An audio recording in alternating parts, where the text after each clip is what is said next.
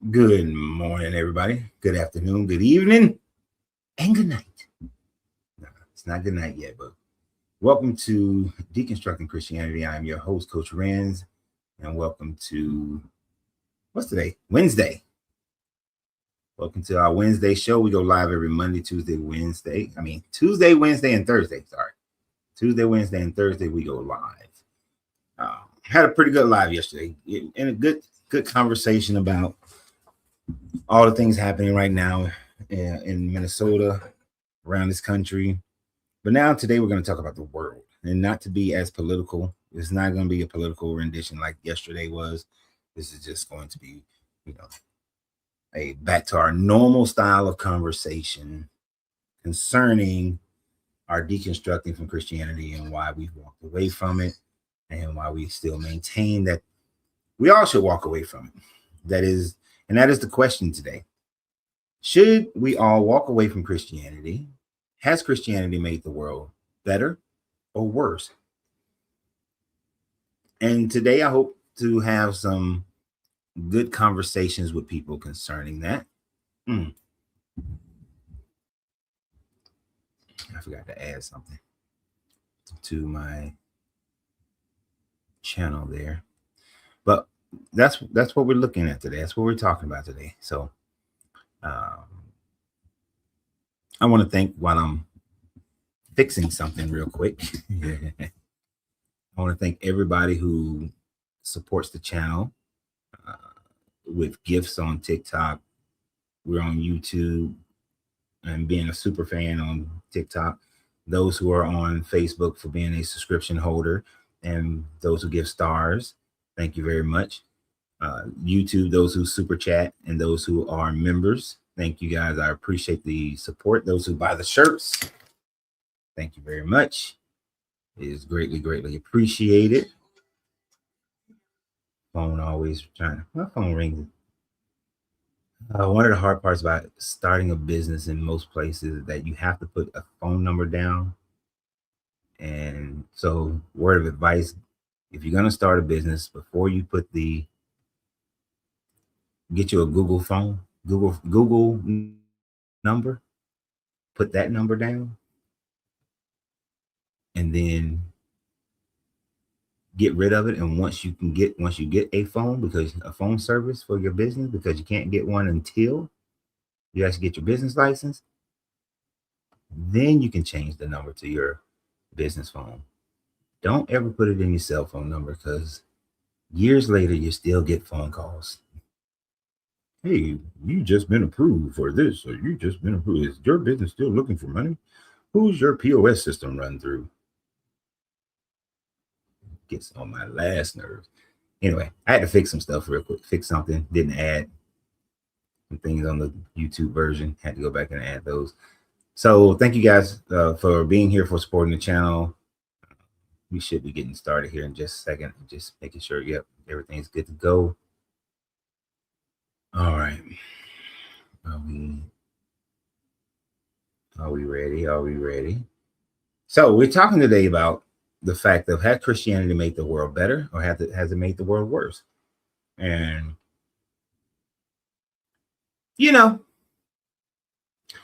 I'm going to say that Christianity hasn't made the world better. That we would be in a, if man would have, if man would get rid of religion in itself, just religion period, the world would be a better place. The world would be a much better place just without religion. If we lived in Star Trek, is that example of a better world without religion. My relationship channel is called, I'll put it in the chat.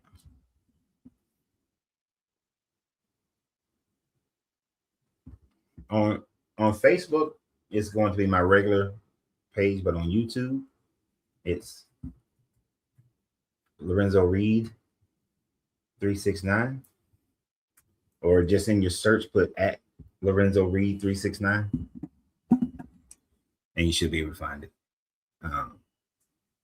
Again,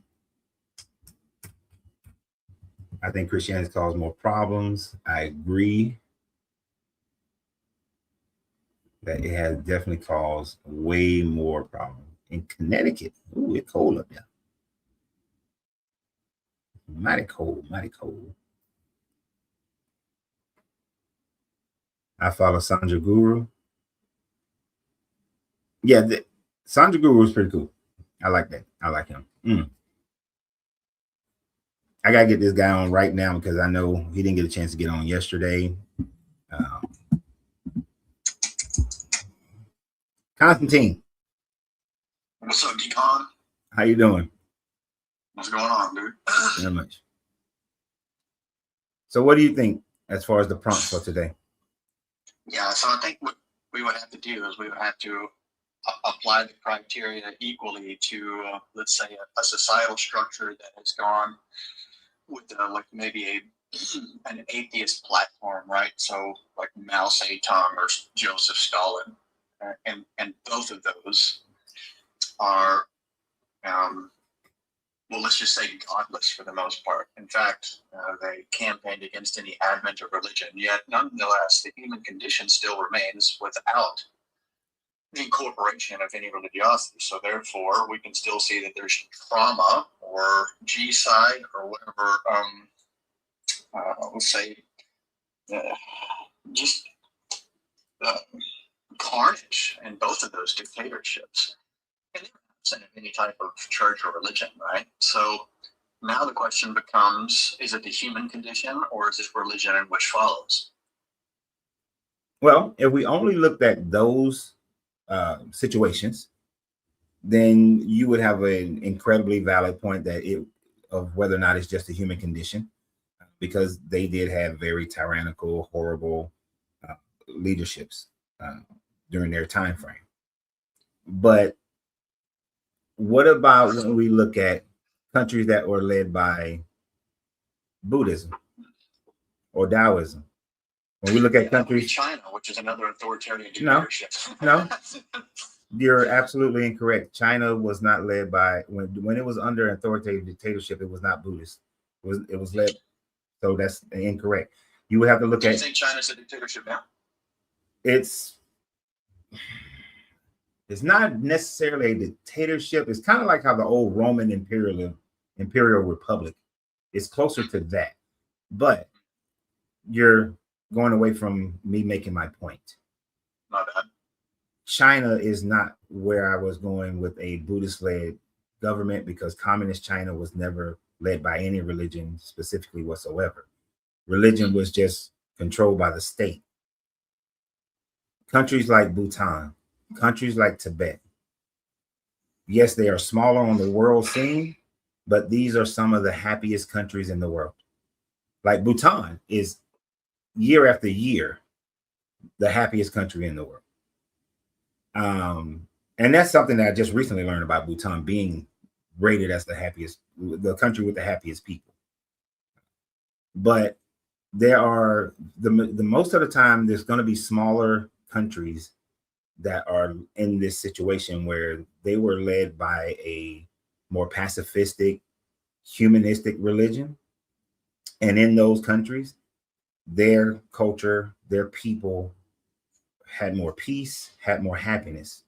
And success to me, is measured by happiness. It is not measured by wealth and power and that sort of thing. Amen to that. So if we were only to compare it to, I mean, a lot of Christians throw out Stalin and Mao, but if we look at the grand scheme of things, there's been way more tyrannical leaders under Christianity than atheism.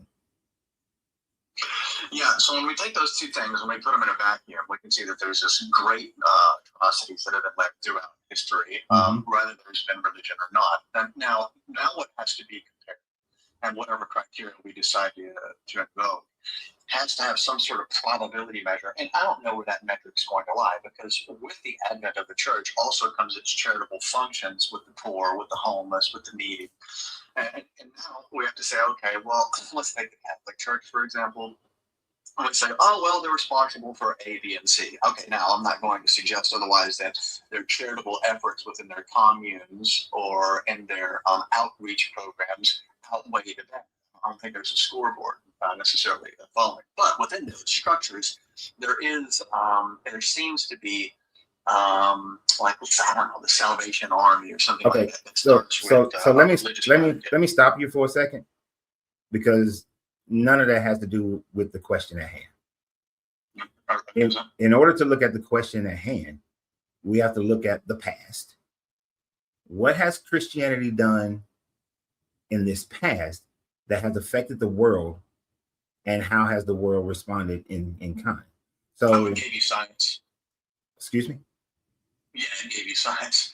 You gave me science. Newton was, all the great scientists from the past. They wanted to know more about the God which they served, and so they positioned themselves adequately in order to understand the world in which He created. Thus, branching in science. I mean, the Big Bang was discovered by Catholic priests. Okay, again, you're going way off the subject matter. I don't think it's that far. Okay, let me ask you a question. Slavery is supported by the Bible. There is no argument for it. The Bible completely says that slavery, that you can make slaves of the foreigners, and you keep them as property. Wait, is that statute law, or is that case law, or that's in the Bible? It's Levitical law in the Bible. You can use all these other words. Who's in charge of the Levitical law? Is that Moses, or is that God Himself? God. The God of the Bible instructed these laws, gave them to Moses. Moses gave them to the people. Wait, God gave them those laws, or He gave them the laws on Mount Sinai? He gave all the laws. Well, it doesn't. It's not a separation between, because the Bible says, and the Lord had commanded me to tell the Israelites this, and He gives out the laws. And one of those laws. So He gives out the complete law, because the only law that God inscribed by His own hand was the law on Mount Sinai. So now what you're referencing is the Levitical law, ceremonial law, let's say statute and case law, which is indexed specifically to Moses. Constantine. Christ even expounds on Constantine. That is utter bullshit and avoidance, because it's false. It is. I will simply hold on. Sure. It's not that hard. Cool. Because what happens when it comes to the laws that are in the Bible that Christians today know are immoral, or think that are immoral, what you do is then try to change and move the goalposts so that it no longer applies to you, or it only applies to these people. I haven't made that case at all. Or I wasn't finished with my oring. Or it is something that you say, well, that is not one of the laws we had to follow. You're misunderstanding what I'm saying. Even Christ. Hold on. No. That was the law that Moses gave you. Your hearts were hard, so He gave you that law. He was, and that he was only talking about divorce in that respect. He was not talking about. He was talking about that one law. What else was made? He was. See, that's you reading. You're reading into the narrative. So let me answer the thing. At the beginning of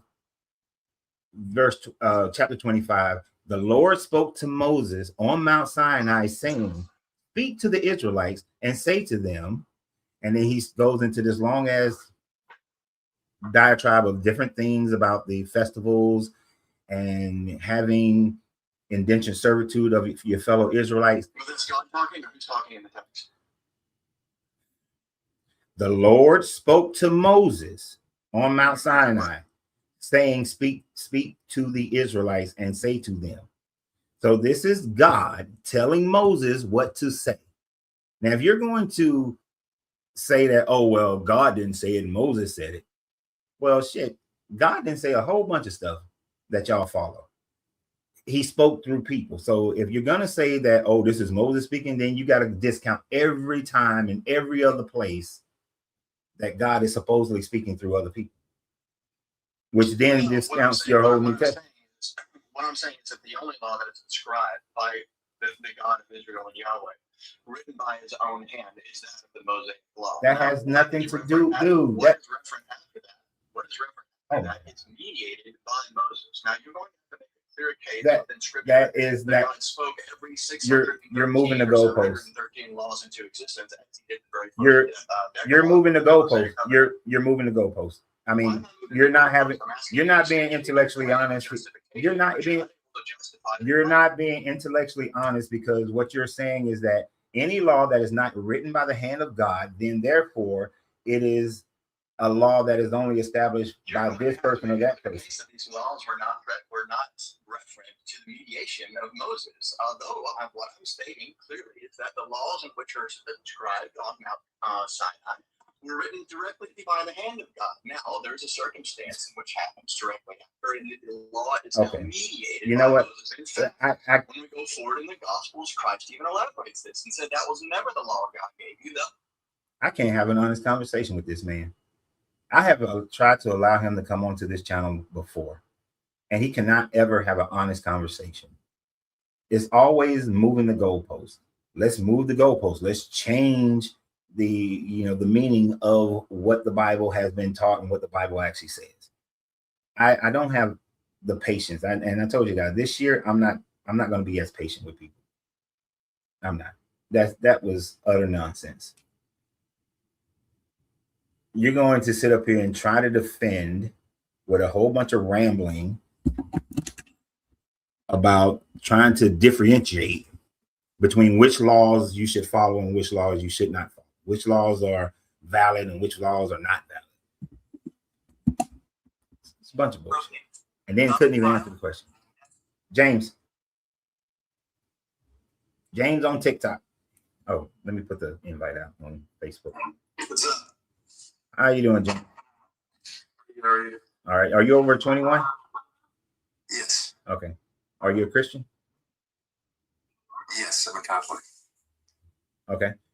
And so do you think the world has a Christianity? Yes. There's certain events throughout history. I would say Christianity has been held back by Islam for 1,400 years. And I'd say the battle. Wait a minute. I'm sorry. Oh, wait. I didn't hear one word that you said. You said Christianity has been held back by what? By Islam for 1,400 years. Okay. Go ahead. For the first 300 years, we were being persecuted by the Romans, and then we were free in AD 400, and then Islam popped up in AD 600. So there's only been really 200 years of kind of peace in between that gap. Okay, let's talk about that for a second. You're saying that Islam is the reason why Christianity was slowed down, but you're saying that there's been a 200-year time frame. So from the time frame that Emperor Theodosius made Rome Christian, there was kind of peace. But during that time frame, Christians then persecuted any other religion that wasn't Christian, as well as any form of Christianity that differed from what the Catholic Church was. So how is that peace? Yes, good question. You're talking about the anti-Chalcedonians, which are basically the Oriental Orthodox Church. And that happened under the emperor at this time. Now, a lot of Oriental Orthodox say this is the Eastern Byzantine Rite that were persecuting the Coptics and the Oriental people because of this. I don't really consider this as blaming this on the Pope, especially Pope Leo the Great, because he had no political influence he only had political influence after defeating Attila the Hun, when the Western emperor fled because he was scared of Attila the Hun. But I mean, getting down to the real topic, how did it change the world for how did it change the world for a better purpose? It's the main thing, right? Well, it is, but I'm trying to understand during that 200-year time frame that you mentioned, the Christians were bullied prior in the Roman Empire. Then Christians became the bully. So how is that peaceful when they started killing other non-Orthodox Christians? They forced every other person in the Roman Empire to become Christian. So they didn't have a choice. And if they didn't, then they had to face the Roman military. So how is that peaceful? And the Roman Empire still fought wars and conquered people and held people under bondage. How is that making the world better? Even at that time. I would say you have to look at the Roman Empire before Christianity, right? How did the same people that were persecuting Christians become Christian and then use their religion as a tool to, persuade people into believing this or persecuting people into believing this? And if you disagree, you were shilled. Yeah, you would say that's immoral. Yeah, that's what Christians did after Theodosius made it the religion of the Roman Empire. If you didn't convert to Christianity, you get killed. And the Romans, and here's the thing, prior to Christianity being part of the Roman Empire, you could be other religions and nobody tried to kill you. Okay, that's disputed. What do you mean by that? You can be like a regular Christian? No, well, not Christian. You did have certain religions that were legal under the Roman Empire. So if you were a worshiper of Zeus or worshiper of the Egyptian gods, or you worship the Persian gods or some other god that the Roman Empire acknowledged, you didn't get killed, right? So what I'm saying is there's no difference. If the religion was legal in the Roman Empire, you could worship it, no problem, before Christianity. But then after Christian became the one religion of Rome, no other religion could be worshipped. And so they killed you. There was no religious freedom in the Roman Empire when it was under Christianity. Is that better or worse?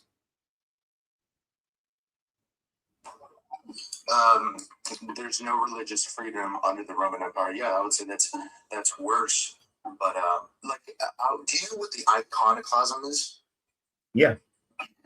But hold on, before you go to the iconoclasm.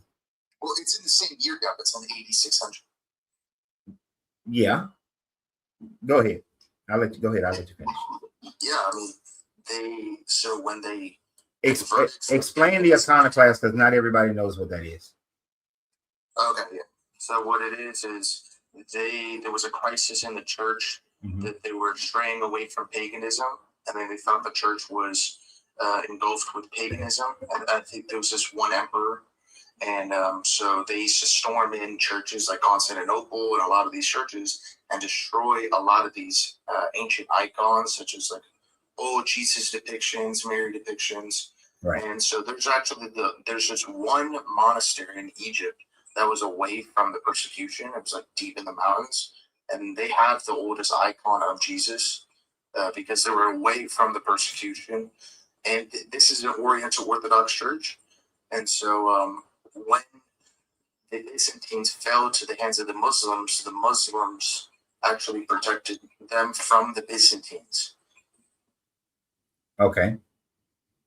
So yeah, I would say it's not pretty side. Christianity's not pretty when it comes to their history. Like the certain religious orders are persecuting other religious orders purely based on the nature of Christ. It's like really like, and is that a good way to critique the overall religion? I'm not really sure, because if you look at the slave Bible, the Protestants would say slavery is okay because it's in the Bible, and they would corrupt the Bible and make their own religion. Well, slavery is okay in the Bible.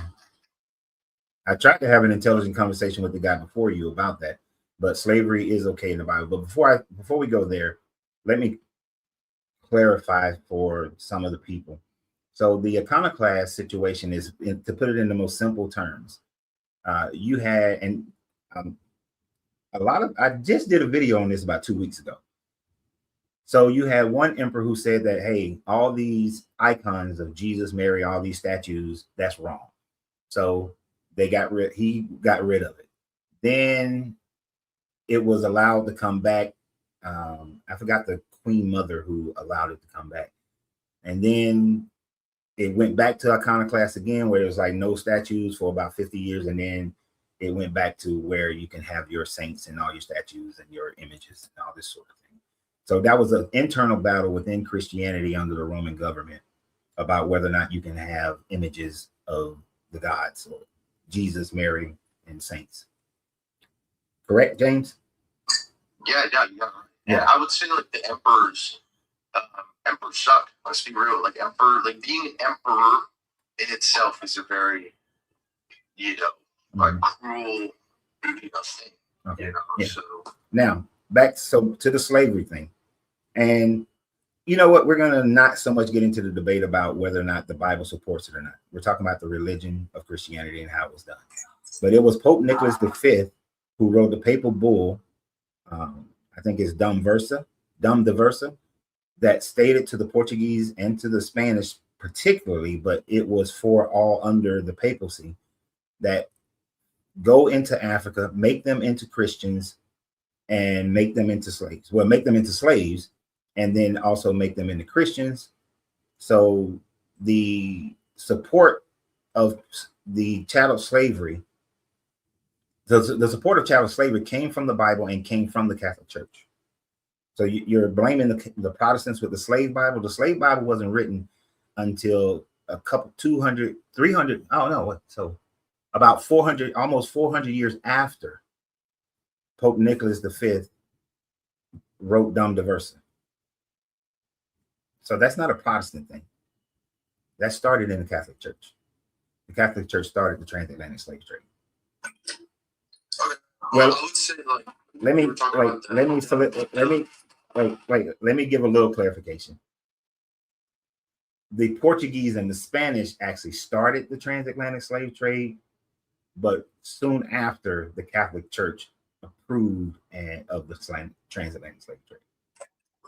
I think this is actually getting to my point, because I would like to talk about Spain specifically, because if you know anything about Spain, right, it was conquered by the Muslims back in AD 700. Yep. So they've been under Muslim rule for 700 years, right? Yep. So this is my point exactly. Okay, there's one battle, right? They owned all of Spain. They didn't own this one province called Covadonga. It was like 500 people versus like 12,000 Muslims.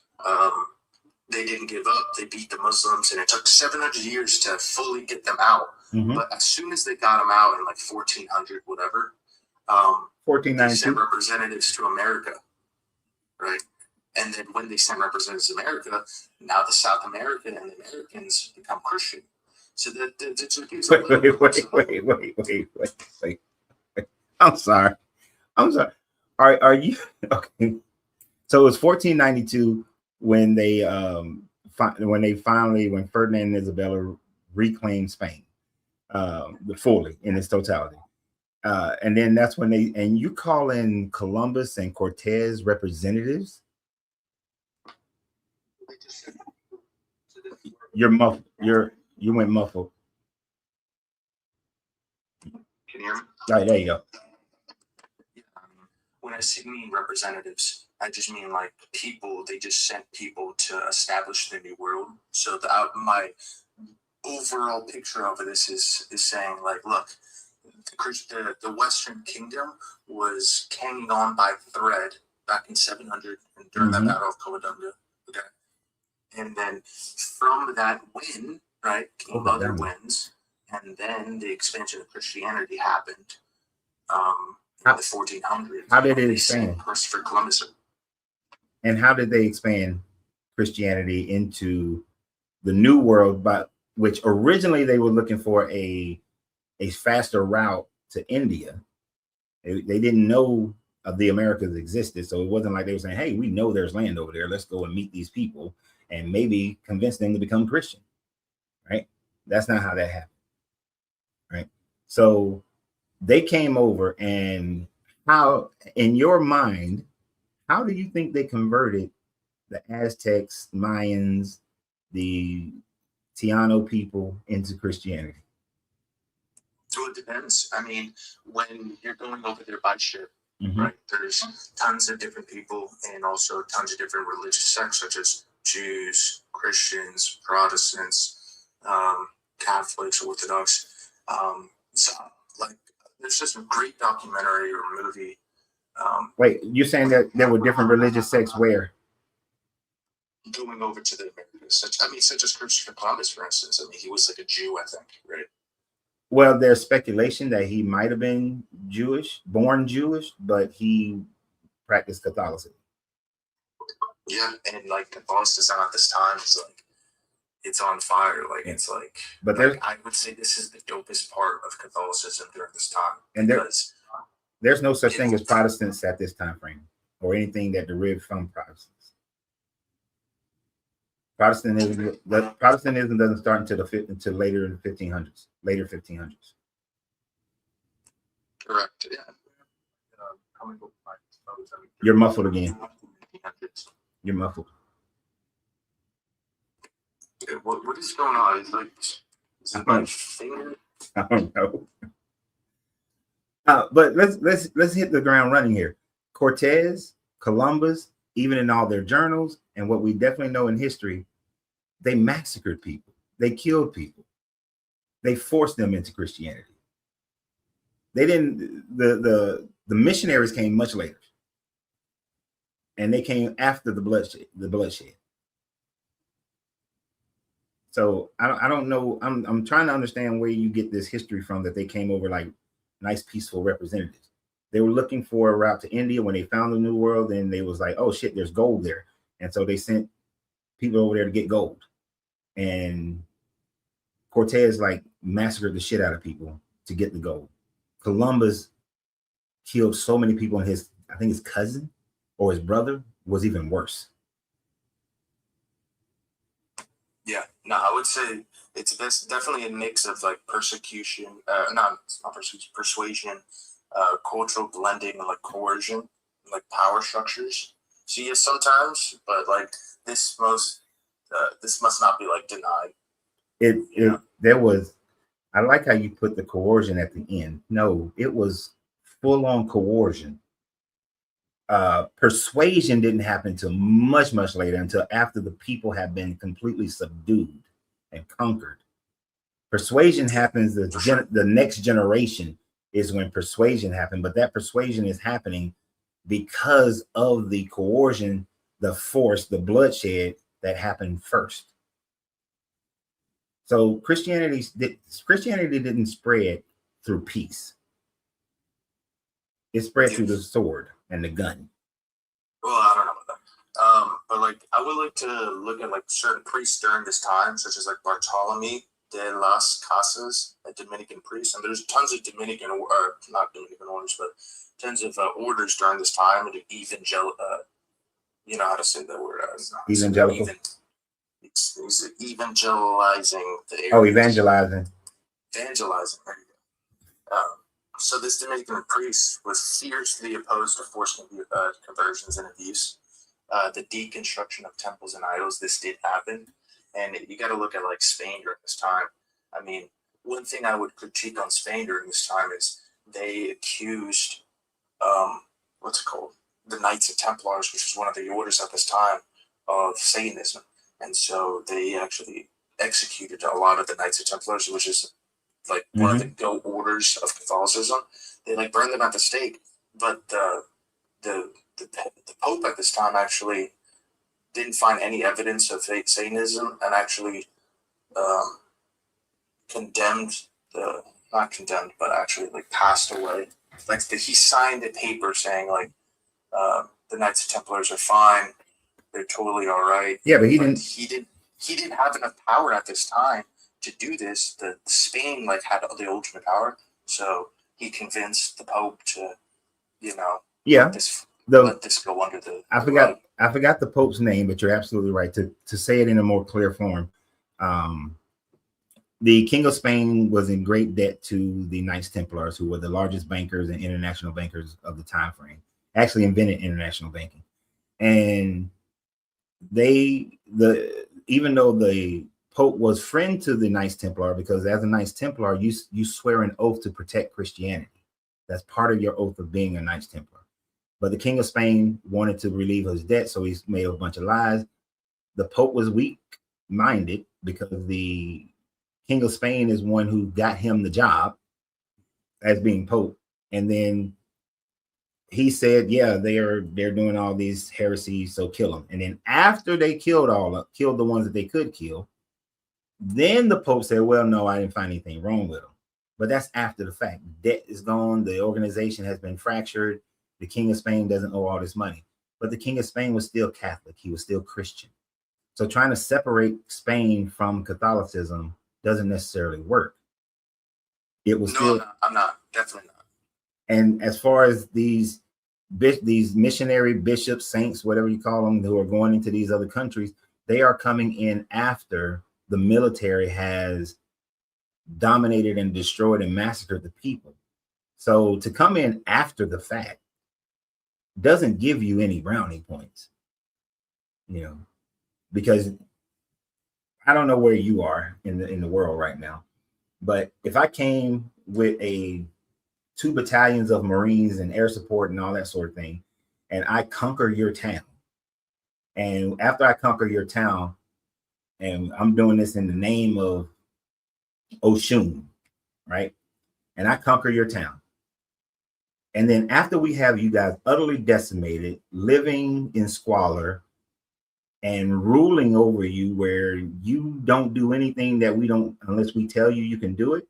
And then somebody comes in and say, well, if you start worshiping Oshun promises you that when you die, you will be joined by the ancestors and so on and so forth.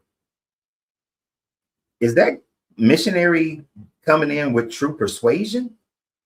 Are you going to follow it because of his persuasion, or are you following because he got the support of the guys with the guns and the swords? Yeah, I would say no. You're for sure doing it because the guy with the guns and the swords, for sure. Yeah, and when you look at the overwhelming majority of places where Christianity spread, that's how it spread it. They came in, they colonized West Africa, colonized Africa. They go and colonize the Americas. They go and colonize, they colonize some South Pacific islands. I mean, they did colonize South Pacific islands. They colonized the Southwest Asian islands, tried to colonize India, didn't necessarily work as well. The Muslims did a better job. So it all happens through colonization, and even the creation, even Christianity's inception into the Roman Empire happened the same way. Once Theodosius took over, he said, y'all gonna be Christian, and the army, and if you don't do it, this organization here, this Orthodox Christians, if you don't follow their brand of Christianity, the military will kill you. So there is. You think I can back a little bit, because I think it's important to not really brand the Catholic Church as a whole as forcibly converting a lot of these people, because there are a lot of propaganda things and lies that have been slanderized about the Catholic Church, especially with this history. And me, on the other hand, I would like to go into these events specifically, talk about the events, show the sources, compare and contrast sources at this time. I mean, because I don't really trust anyone. So, do you know the movie called The Mission? It's with Martin Scorsese and what's it called? I don't know it. Okay, yeah. So it's talks about the evangel. Can't even say that word. During this time in the South Americas, right? And so this is British film, spoke film. South America, focusing on Jesuit missionaries. So it's talking about the Jesuit order, Jesuit missionaries defending indigenous Guarani people from slavery, directed by Roland Goff, featuring. Okay. So it's you can't really because I look at history, right, and they said that the Crusaders were schmilling the Jews during the First Crusades. If you know anything about that. Yep. Right. And so when you go into these events and you actually look at it, these are like secular knights trying to storm in, because they stormed and ransacked Constantinople. So it has nothing to do with religion. It's just get more money. But if you look at during this time, they actually hid a lot of the Jews inside of the monasteries, and the priests and a lot of these knights were actually fighting against the so-called crusaders that wanted to ransack and kill a lot of these Jews. So, I mean, because you can just you hear the Pope talk about, oh, we're crusading, everyone go to the Holy Land, and then you can just be a psychopath, like, oh, I want to get money, put on a crusader cross and represent Christianity. I don't really think like if you can put on a cross and you can represent the church. You know, I would say look at the church. What did they teach? You know, get down to like the real like brass tacks of everything. Oh, you know? So I will then, agree with you that not everybody is a good person, and not everybody is a bad person in any organization or any grouping. How we group people, for sure. So you can find evidence of some good Christians who went against the grain of society. But that's the thing. The normal mindset of Christian society is what we're talking about here. What the average person was believing and doing, and what the consequences of every situation, decision made in general. So to go back to slavery, when the Pope Nicholas V says that you are to go into West Africa, enslave the people, and then force them to be Christian, you may find that there was a person or two or three who said that, hey, we shouldn't be colonizing these people. We shouldn't be doing slavery. We shouldn't be doing these things. But that wasn't the overwhelming majority of Christian thought. The majority of Christian thought at the time frame was go slave. They are foreigners, so we can make them into slaves as property for all time and pass them down to our sons as property. And that is directly quoted from the Bible. And that's why Pope Nicholas V wrote it. And that's why the transatlantic slave trade happened. You can have slaves in Islam. That's why the trans-Sahara slave trade happened. And do you know why the dumb diverse, whatever I can't say words today, sorry. Dumb diversa. Yeah. He wrote it because Spain and Portugal were fighting, but the Pope needed Spain and Portugal's help to fight one of the Crusades. Yeah. Yeah. To fight the Muslims, right? Yeah.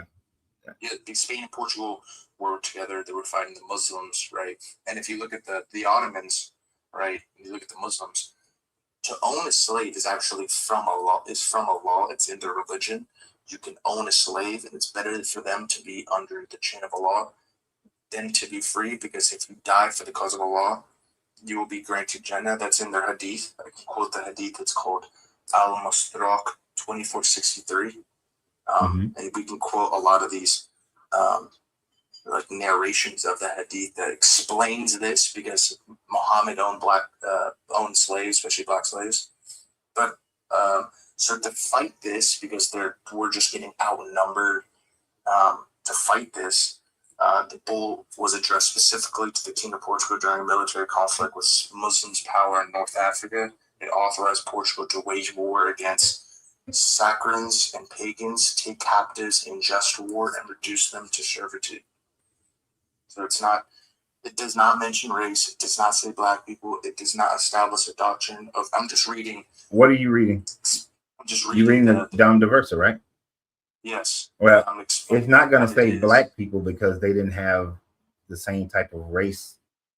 They didn't identify people by race the same way we do today. Race was created soon after. The race wasn't created until the 1500s. The Dom Diversa was written, but it still states to going into Africa. And who's in Africa? Who's in West Africa? Are they people who look like Seinfeld? Or are they people who look like me? So let's not play that little game there. Oh, they didn't specifically mention black people. They talked about Africa, and sub-Saharan Africa at that time frame was blackity black. So come on, man. look, I understand you want to champion your religion and see them in the most positive light you possibly can. And I respect that, and I understand that. But I respect truth more so than anything else. I would say this, like medieval popes operated within flawed political and military systems. They tolerated forms of servitude common to the era. And European powers later exploited papal language for profit and racism. What the church did not do. The church never defined slavery as morally good. The church never approved race-based chattel slavery as doctrine. Yes, they did. What are you talking about? They approved the enslavement, the chattel enslavement of Africans. And before that, when before the Dum Diversa, they approved the chattel slavery that was going on in the Roman Empire. The church in 400 and 500 and 600 and 700 never came out and said that the slavery, the chattel slavery that was happening in the Roman Empire was wrong, or that was happening in any of those. When the European countries fractured off from the Roman Empire, they never said that chattel slavery was wrong. The Catholic Church didn't say that until closer to towards the end of the middle end. Well, the Catholic Church didn't start saying anything against slavery until around 1806, 1807, in that early 19th century is when you start getting the abolitionist movement first starting in Europe and then in the Americas. So you don't get the church, the Catholic Church, supporting the abolition of slavery until much, much later, because the Pope was basing it on Leviticus 25, where it says that of the foreigners you may make into your slaves and own them as property and pass them down to your sons as property.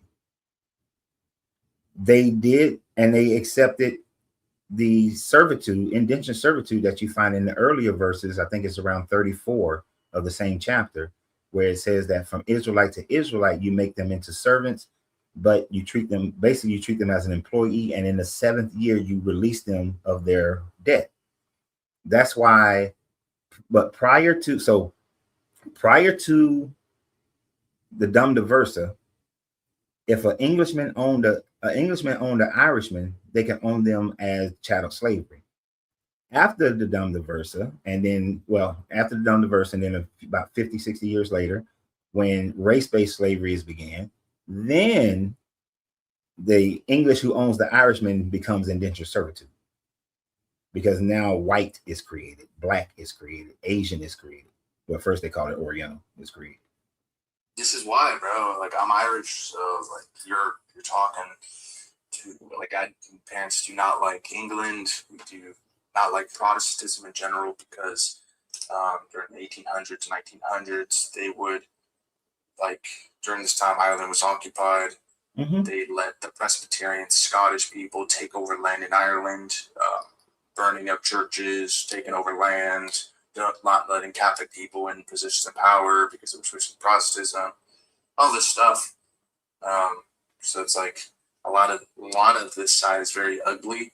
But to go back to like the core, like the expansion of Christianity, like it was expanded by the sword. How do you deal with like the Book of Acts, where it says like I think it was Philip or Thomas going to like an Ethiopian eunuch, baptizing the eunuch, and then we see the history of the Ethiopian Orthodox Church in like becoming one of the oldest churches, basically.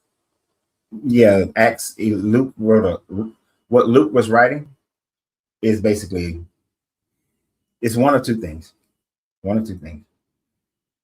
When they say Ethiopian eunuch, Ethiopian at that time frame just meant burnt face. It did not mean the land of that we call Ethiopia today, which is Axiom, which it was the Axiom Empire back then. So this person that he claims, that this Ethiopian eunuch who was in the royal courtship of the Candace, which is the queen. One, I don't think this person ever existed, because what we don't see in history is below the Nile Valley, no country or royalty becomes Christian. So, and it certainly wasn't the Ethiopia that we know today, because Ethiopia didn't become Christian until 330, right? 330 CE. If this is supposedly happening in 1st century CE. So we got 300 years, almost 300 years where we don't see any Christians in the Axiom Empire. And there's no Christian royalty in the Axiom Empire. So Luke is either writing about some other burnt face or black person that supposedly went somewhere, but it had to be north of the Nile Valley. Well, within the Nile Valley. But it does quote Ethiopian eunuch, which I would say, like, based on like the language, right? Ethiopian eunuch in Jerusalem. Is there any traditional evidence that Ethiopians would go to Jerusalem? I would say yes, but based on like Jewish history, and like eunuchs at this time were very common, especially under kings, because you would just like chop off the you know what? In Koine Greek, what does Ethiopia mean? No idea what it was. Burnt face. I mean, Kemet means burned land. Ethiopian means burnt face, meaning that you're dark complexion. Okay. In 1st century, that's all Ethiopian meant. There was no kingdom called Ethiopia in the 1st century. You understand? Okay, but I would push back on that, because I think the Bible quotes the king that the Ethiopian eunuch was serving, which is like partly like in that area, which is now Ethiopia. So you can say like it doesn't quote a didn't really exist. It didn't quote a king at all. Christianity started in 330 CE. But like, I mean, you just have to talk to the Ethiopian people that talk about the traditional and archaeological evidence. They don't have any archaeological evidence that supports it. That's the problem. They have zero archaeological evidence that support it. And it's not, the Bible says that it was a Candace. A Candace is not a king, but a queen. And during 1st century, there was no Queen Candace in the Axiom Empire. It was still led by men. It was a patriarchy. There, and understand, I think you're having a hard time understanding. There is no kingdom of Ethiopia in 1st century. No kingdom called themselves Ethiopia in the 1st century. So when you said there's no archaeological evidence, like so I looked it up, and there is textual and archaeological evidence that supports Christianity was around before the 3rd century. What's the archaeological evidence? Textual evidence is highly debated. Christian symbols, especially crosses, in Aksumite context that predate King Azana's official conversion, AD 300. Insisted crosses on pottery, seals, Christian symbols scratched onto older pagan monuments, early Christian burials distinct from traditional Aksumite funerary customs. These indicate a Christian community already living there, not merely foreign merchants passing through. This is important. Symbols appear before royal conversion. Do you know who King Abgar is? King Abgar? He's like a Turkish king that lived in the 1st century, because we have our coins. And he's actually he's actually the first king that converted to Christianity. Mm-hmm. No, I don't know who that is. We have his letters. They're apocrypha. A lot of these people say that they were written in the 3rd, 2nd century. But a lot of these things can change on a dime, because if they find archaeological evidence of a King Abgar living in the 1st century, then it could be this could be true. So a lot of these things can change on a dime. But right now, scholars will just say it's apocrypha. But what happened was King Abgar was sick. He was a leopard king. He heard about this guy named Jesus. He sent representatives there to heal him and say, hey, we heard your God basically come to my kingdom because your people are persecuting you. You can be a king here.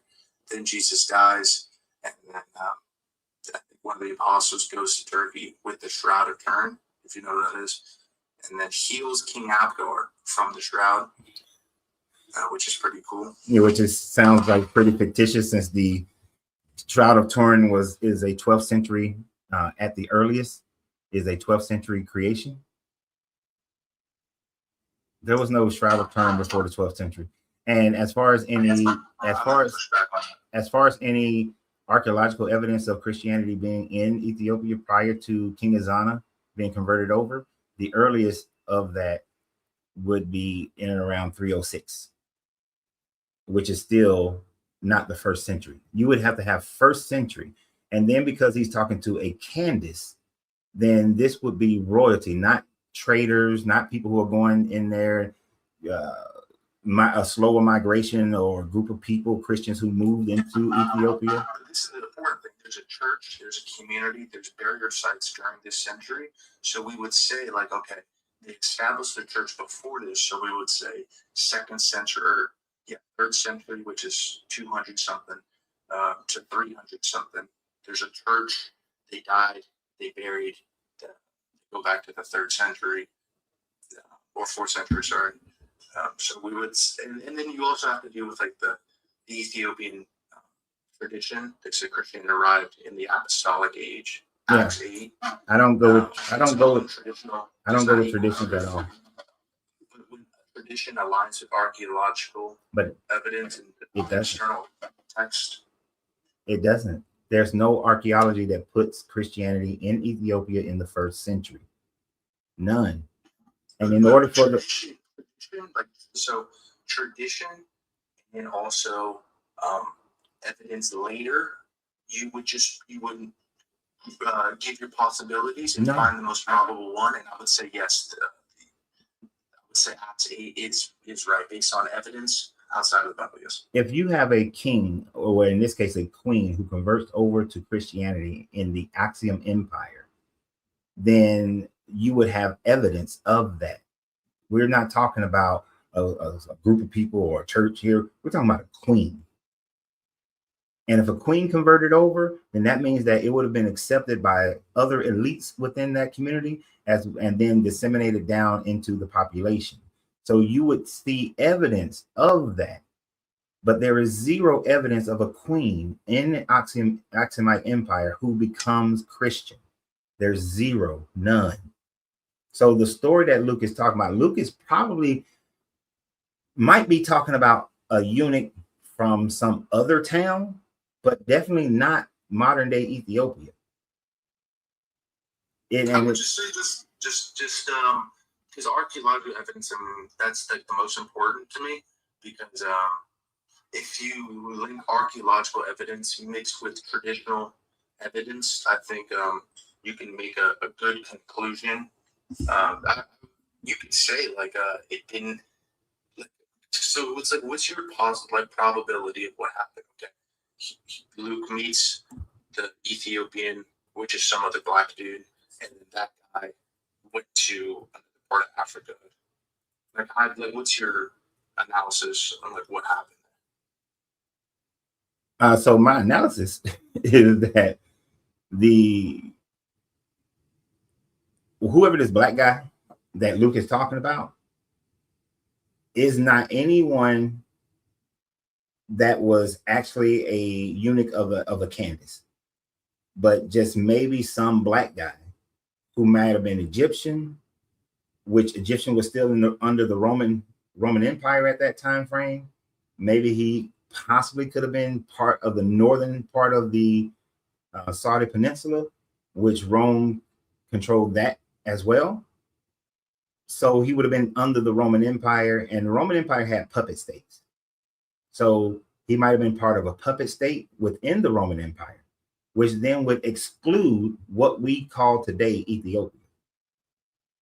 Because Ethiopia was never under the Roman Empire at no point in time, which is why there's zero archaeological evidence in Ethiopia that Acts 8 actually happened in that particular land. So it's a misunderstanding of people taking how a word was used back in the first century to how the word is used now. Because the Aksumite people didn't call themselves Ethiopians. They called themselves Aksumites.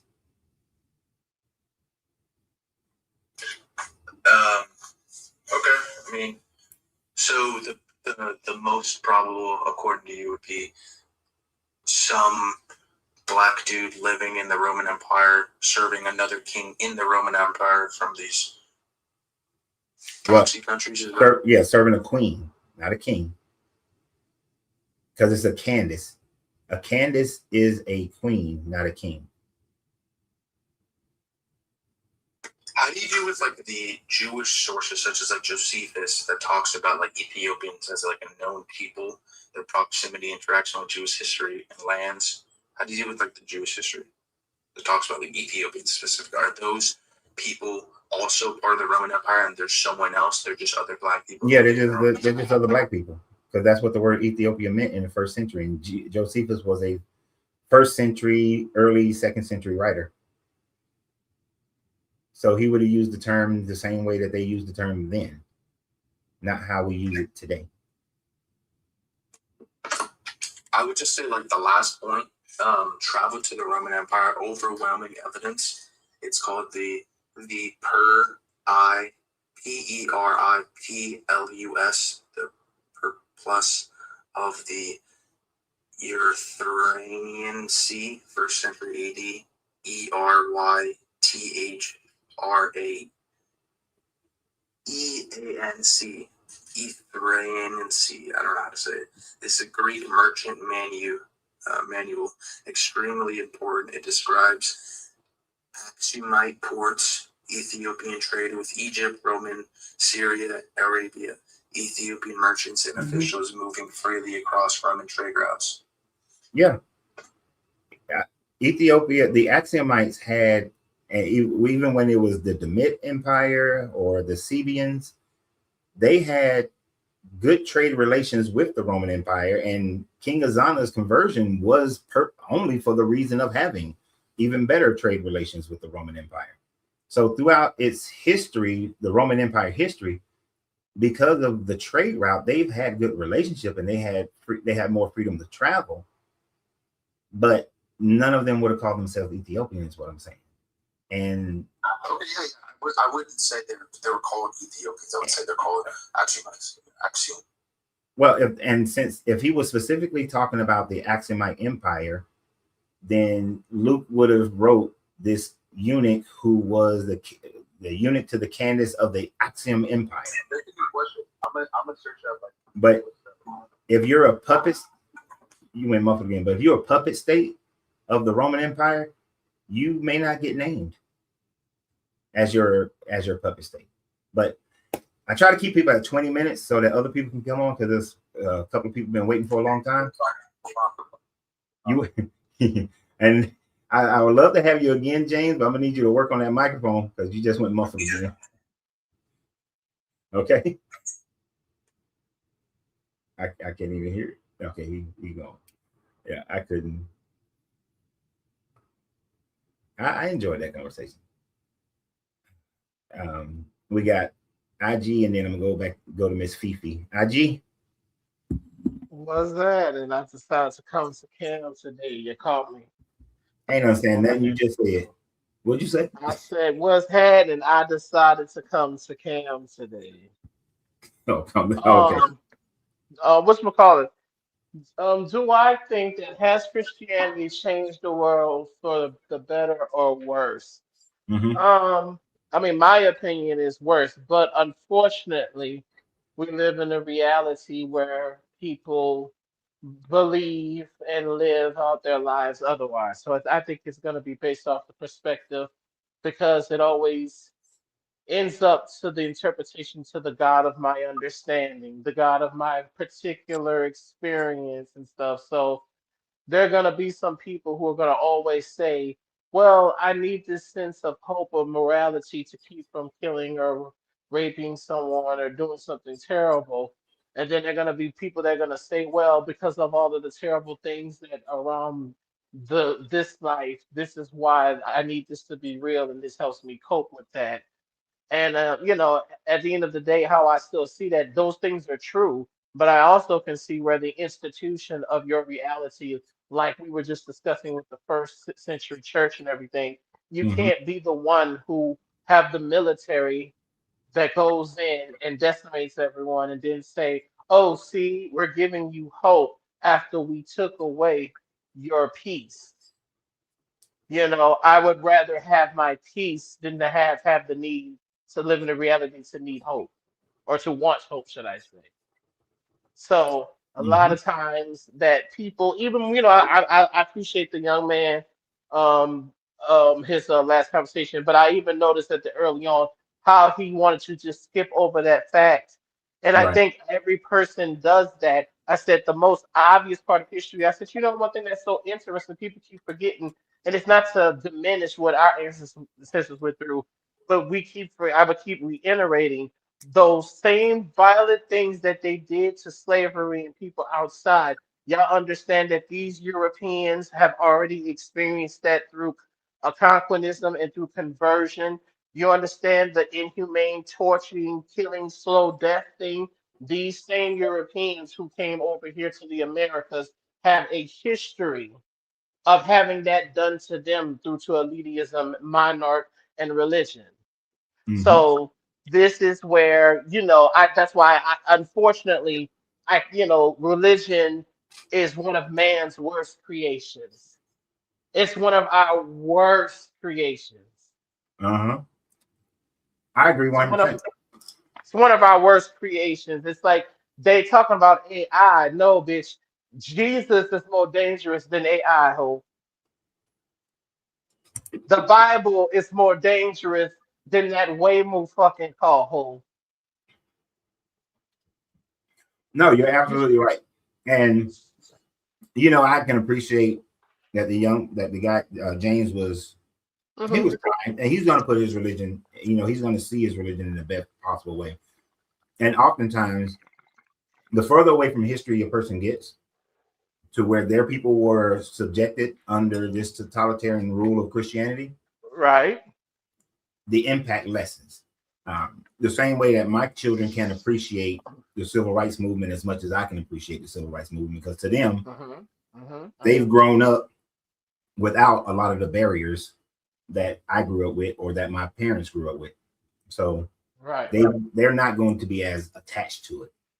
So even though he's somewhat attached to his Irish heritage and remembering how they were treated under the Protestant Mhm. English and the Scottish, Right. it still does it. At least he has some idea. Mhm. Mhm. But But then you know what's? Go he's ahead. gonna I'm sorry. blanket the rest of it. Like, I got a guy telling us, oh no, they had archaeology. The structures that are found are 4th century. In order for your Ethiopian eunuch story to be true in Acts, it has to be 1st century.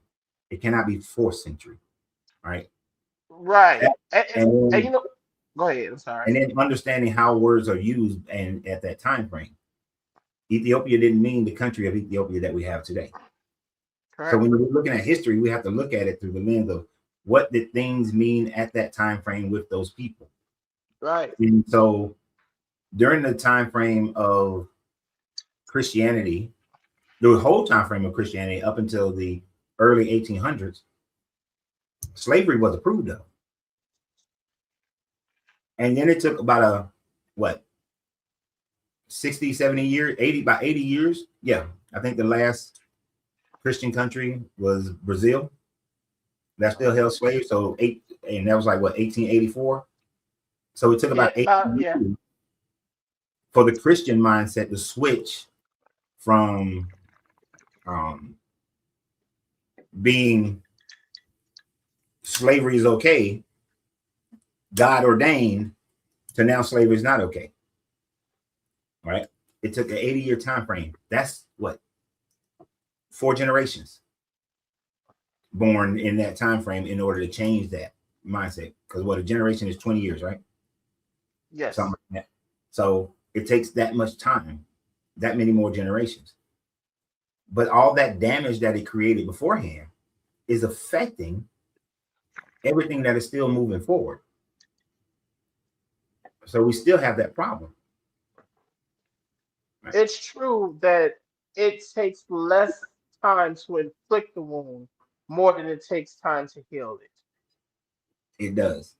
So if you think about something kind of like PTSD, your complex PTSD, your some more simple form.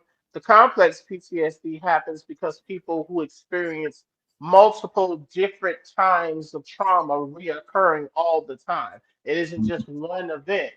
So if you look at that in a medical sense, when it comes to like the human body and psychological behavior, if you condition people for 4 generations, that's that's 8 decades.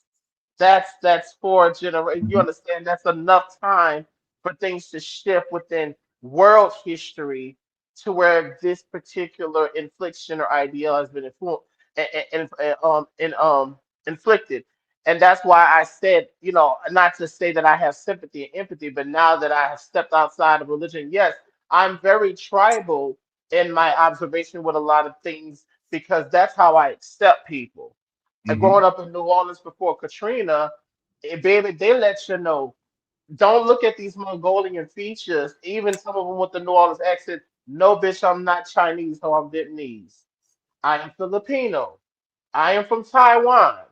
No, I'm not Puerto Rican, ho. I am Venezuelan. No, I'm not from the Caribbean. I'm from Central America. They let you know. So Mhm. when you be around people who are very, yes, they're American, but people who are very specific in their ethnicity and their culture, I learned that most people from outside the world don't, like you said, it's not a race thing that happens. Like how we try to conflate class. We're not saying that things don't happen through class because of nationality and genes and stuff like that. But the way that they classified things more back then in the day was through your lineage, your tribe, your national origin. And still to this day, in certain first world countries, there isn't so much of the black white thing as it is the ethnicity thing. No, you're absolutely right. And that ethnicity thing is something that is very vibrant in the Bible. Right off Yes. the bat, this guy says Right that off the bat. the Israelites are my people. Now, Yeah, like, when they do something wrong, I might kill a few of them. yeah. But when it comes to somebody who is not my people, we're gonna kill all of them. Right? This sound like a nigga trying to play the ultimate chess game of life. You talk about the game of life when they or him or Shem or whatever the fuck came up with that, they understood what type of psychological strategy. But a person who has sense, unless you try to take it and you want to use the framework, it's not that you want to keep the dogmatic, you want to keep the ideology of your laws and your thoughts and your human emotion being fucking deified. Exactly. It's yeah, this shit's more dangerous than cocaine. This shit Mhm. is more dangerous than this bone. This shit is more dangerous than AI, trans people. This shit is more dangerous than AIDS. And here's what makes it really dangerous. Yeah. If America, okay, here's a perfect example. When we were getting ready to go to Desert Storm, even as a Marine, we were hyped up defending, defending the Constitution of America. We're gonna go in there. We're gonna save these Kuwaiti people who were invaded. America, America. Mm-hmm. And then you start to look at some of the situations, and you start to say, like, okay, should we really be going in there? But then the chaplains, which is your Mm-hmm. pastors in the military, they Mm-hmm. started. God is sending America to go in and defeat the Muslims. They started putting God behind that thing, and I'm looking at these Marines, and I was one of them who was like, at first I was the first time I heard it, I was like, my head tilted a little bit, but then I was like, okay. But then when he said God loves America and hates the Muslims, then I was like, wait, whoa, this ain't right. Uh-huh. Right? Uh-huh. But they were infusing God in it. And once they infused God in it, people felt like this is God given. We are now really going to do this thing. So when you look at religion throughout this entire time frame, once they put God into the mix, then they galvanized the people at a whole nother level. Yes. Because Yes. everybody wants to think that their God is on their side. When you look at the history, I did a video 6, 7, 8 years ago Yeah. the how Islam, Judaism, Christianity, and Islam were created. And with Islam, you had, and I keep mixing them up at this point, but it's either Malik or Ibn Sahi. They realized that if I put a god, and they chose the Islamic god, which was a cult, at the small cult at that time frame, and I put that behind the people, we can do some damage.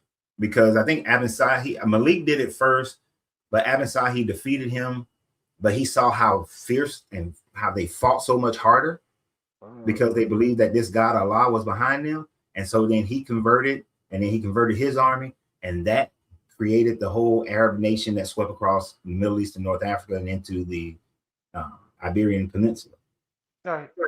If they didn't have the God motivation, the Arab conquest may not have went as far as it went. So that God motivation pushes people to do things they wouldn't normally do. And in most cases, it's been heinous things when we look at it at a world level. Yeah, and then when you look at the doctorial part of it, like especially with the whole New Testament of Jesus telling people to forgive your neighbor 7 times 7. See, that bothers me because I don't want to, which we do, I don't want to live upon a bunch of motherfuckers that they can do terrible things. They feel bad, but they know that they can say this prayer of forgiveness. And see, what that tells the motherfuckers that consciously, subconsciously, I can do this terrible thing, but I have an assurance as long as I do this dogmatic thing and ask for forgiveness, it doesn't matter. And you hear the Christians say it all the time, God already forgave me, boo. They already be like God and everything. So that's dangerous, you feel me? Because that tells people that they have an infinite amount of times to do fucked up shit, and they know and still feel they're going to make it to heaven. I don't want nobody around me like that.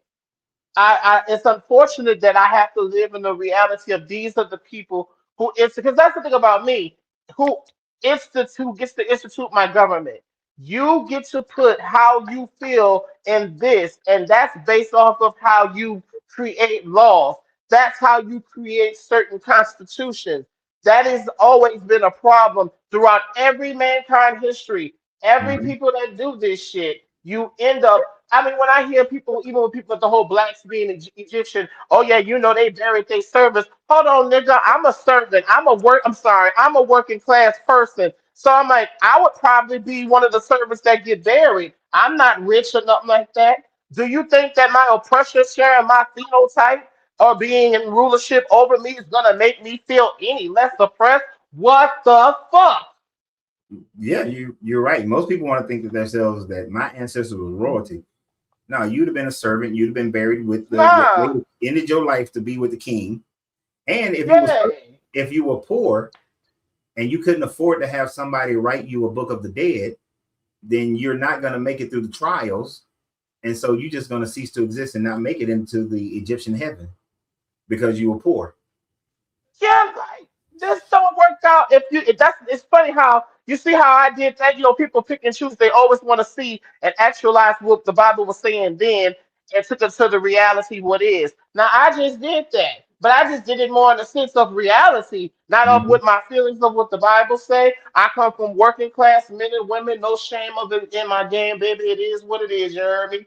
But I consider myself, I said I can't see myself. That's the thing, and it's that ego. I'm the child of a king. Why don't you just try being a motherfucking husband first? Why don't you try just being a decent father? Why don't you just try being your sister and brother's keeper? Why don't you try doing all of these things before you need to think that you're some fucking form of reality to some side sky daddy honky named Jesus? Calm down. I understand. Calm down. That one got you right now. Yeah, but I'm but done. no, but you're right. Like, And so we're talking about like the moral standpoint of how the world has been affected by Christianity. And one of the things that you said in the early part is the fact that you can do all these crazy things, yet you know you got this get out of jail free card. You know, Jeffrey Dahmer is one of my favorites. Jeffrey Dahmer killing and eating people. But then once he gets caught, goes to prison, all of a sudden he converts over. And so your room gonna be next to his room in heaven. Y'all gonna be hanging out visiting each other. That's why I'm not trying. I tell You people know? I'm not going to heaven or hell with none of you hoes. And even though that's like at a high level, even in the daily level that people live their lives, I was thinking about doing this video. I'm probably not going to do it, but you had a pastor. You have this pastor in Wilmington, North Carolina, Sanctuary of Wilmington. About 3 weeks ago, he's being accused of having an affair with the worship leader for 7 years, and being accused of grooming a few other women to be his next mistresses. So he steps down, and his claim is now, oh, I got to step down so I can work on my family. I've transgressed, all that. Do you think that this pastor didn't know during those 7 damn years that he was banging the worship leader, that he was transgressing, that the worship leader for those 7 years, she didn't know? But of course, some of the church people, they were like, oh, hell no, I ain't dealing with this church, I ain't dealing with this pastor. But of course, a lot of them, oh, he's just a man. He fell, and God's gonna bring him back, which he could probably come back stronger and get richer with that story. Because that's a great storyline. I was plagued by this for 7 years. And just like the 7 days of creation, just like 7 is the number of perfection, it took 7 years for God to perfect my heart, for me to realize the wrong that I was doing, that I wasn't upholding that the leadership, that a pastor is graded on a higher level, that you got to be a higher standard of man to be a pastor. Yeah, and that numerology they throwing in there with them fucking numbers and shit. We gonna ignore all that, right?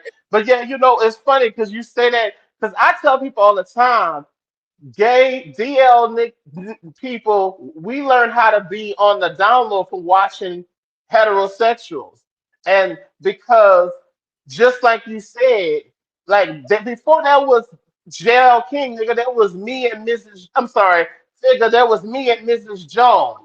Yep. There was R. Kelly, keep it on the down low. So men and women have mastered the art of deception, even in relationship.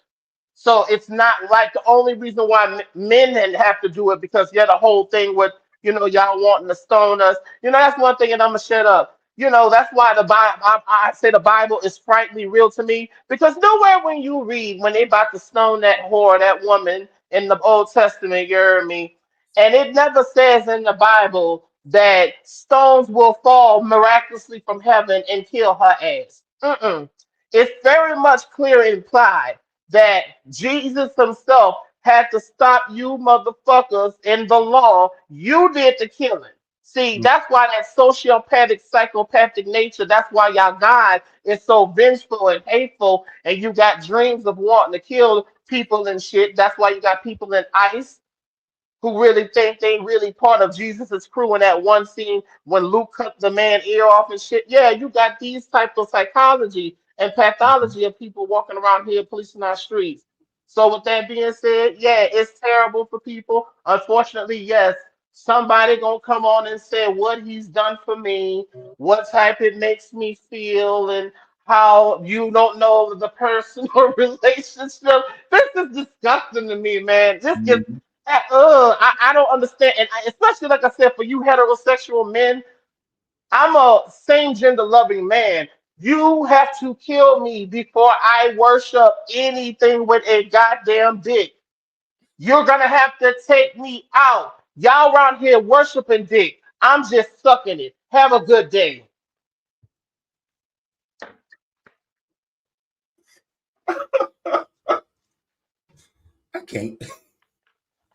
I can't even respond. He's stupid. IG is always good for some entertainment. That's for damn sure. That is for damn sure. That man. And one thing he was saying that I thought about, if Jesus was such a loving, equalizing person, what when the woman supposedly came who had committed adultery, can she commit adultery by herself? Where was the dude at? That was a great opportunity for women's rights, but none were done. None was taken. That joke. I need Miss Fifi. Come on.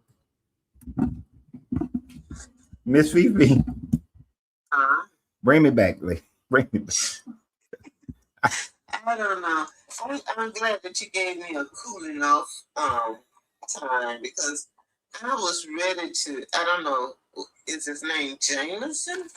Oh, James Early, the earlier person. Yeah, he was talking all that crap. Well, for one thing, how can you even worship somebody that believes in slavery? I mean, who's making the rules here? The slaves? Certainly not. The person who's enslaving them. Right, the ones who are doing the enslaving. So they're gonna make rules to justify what they're doing. It's just so crazy that you would even go along with some crazy stuff like that because you could be on either side of the road. But you know how I feel about the whole thing. It's just what's sad is that he knows that his ancestors were on the other side of that, but he blames the Protestants instead of the Catholics. But it's through the same Bible that was given. The Bible that the Protestants used was canonized by the Catholics. So, but he want to blame. He blames the Protestants. That way, he can feel vindicated and say that, well, they were wrong in how their treatment of the Irish people. And yeah, they were wrong, but they were right in the fact that they were following the Bible the same way the Catholics had followed it before that and prior to that situation. And if anything, they got relief. Once Black people became the foreigners and the Irish became part of white, then they fell under the 7-year Jubilee time frame. Well, you know what gets me is that he was trying to get over with this eunuch, this Ethiopian eunuch. I said, well, first, I don't like that guy because to me it seems like you want to emasculate a Black man. You know? But that's the conversation that comes up. I understand what you're saying, but eunuchs were very popular. That was a very popular position throughout the Roman and Greek empires, and even beyond other empires as well. And mainly, that was done to make sure that the eunuch didn't bang your queen or your concubines. So you cut off his penis so that he can't impregnate your wives or concubines, because they trust and so close to them in some kind of way. Yes, that this can happen. So the only way you can serve is get your penis cut. Yeah, I mean, think about it. The same thing. That's the same thing that happened to who is it, Booker T. Washington. There's no definitive proof, but because of his high-pitched voice and his mannerisms, many people think that when that white family adopted him, they cut his penis off so that he would not impregnate any of the people of the house. So it's been a thing for a long time, and that's been the reason why eunuchs were, because they were attendants to the queens and the princesses and concubines and whatnot. But his whole thing about this, the Ethiopian eunuch, they have to try to force their way into making that story true, because otherwise then you have to question even more of Luke's writings if it's not true. And there's no archaeology that backs up. George Washington Carver, thank you, Sneaker. That was George Washington Carver. Yeah, peanut guy. So you have to they have to try to force that narrative. And the oldest artifacts that they have goes back to the 4th century. There is nothing in the 2nd century, there's nothing in the 3rd century, 2nd century, or 1st century that would show any Christianity being in the land that we now call Ethiopia, right? Okay, so I was going to bring up this thing that Egypt and Ethiopia is mentioned more in the Old Testament than Israel is. Yeah, is it? I don't know for sure about that one, but it's a quick Google search. But they, I don't disagree. I wouldn't disagree right off the top of my head. But just like I was telling him, Ethiopia in those times had nothing to do with the land that we call Ethiopia today. Right. That was a generic term used for people of many different lands just because of their physical appearance. Right? So that would be like me just saying, hey, we're all Americans. But if I say that, oh, you know what, Miss Fifi, she's an American and she grew this atheistic church, you know, and that's why the people in California are atheists. When Miss Fifi is in Florida, you are an American. The other people in California might be American too, but you ain't got nothing to do with California. Or Miss Fifi was black and she did this thing, and we're gonna say that because she's black, it happened in Africa, but no, it happened in America. It gotta happen in the place. You gotta name the land. And Luke doesn't he's not naming a land, he's naming a people group for that time frame. You know, just not even a people group, a physical, well, it's a people group with a physical appearance, but they could be from anywhere. Anywhere. And then he just says a Candace. We don't know what. You know, what gets me is I'm thinking that in the area is just a multiple of different types of people because of trade and travel. Oh, definitely. And so why would they have to point out about Ethiopian eunuch when there were people from all over the world traveling and trading? And that's the other in that area. Right. And you're absolutely right. That's the other point of it. Because he just said, so he got up and went. Now there was an Ethiopian eunuch of the court of the Candace, the queen of the Ethiopians, in charge of her entire treasury. So the Ethiopians, there were no country called Ethiopia at that time. If she's a Candace, queen of the Ethiopians, is she queen of all black people? All burnt-faced people? Yeah. So he's not identifying that. Were they in Axiom? Were they in the Demit? Were they in the Sebians? This could have been South Sudanese. This could have been anywhere, because especially along the Nile River trade routes, could have been somebody in the North African trade routes, could have been the Saudi Peninsula, could have been through the Red Sea and the Horn of Africa, because those were the Roman trade routes. So it could have been someone in any of those places. Matter of fact, let me look up Roman trade routes in First Century.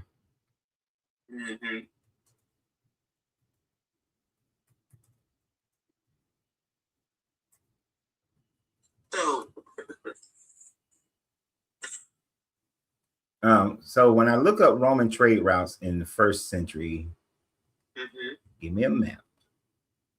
And anybody who could have been considered burnt face, then that would span all of North Africa down through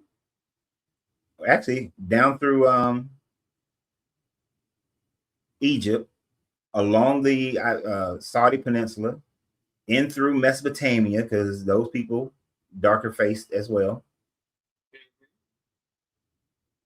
So it could have been anybody.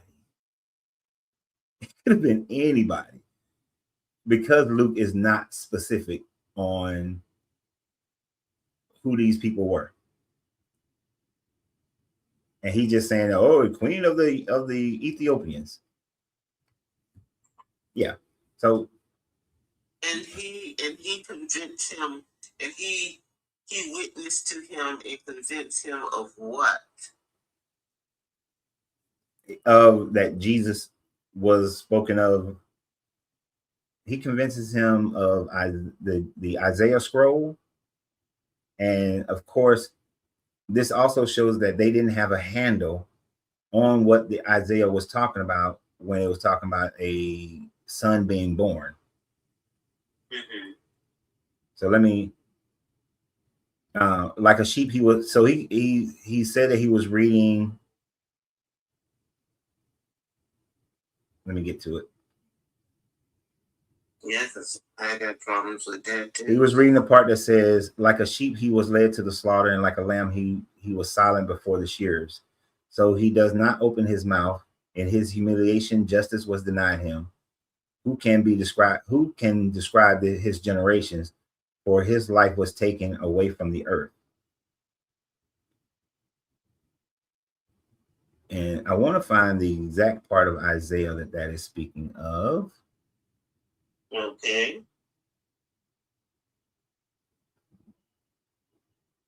You know, a Google search would make it a lot easier.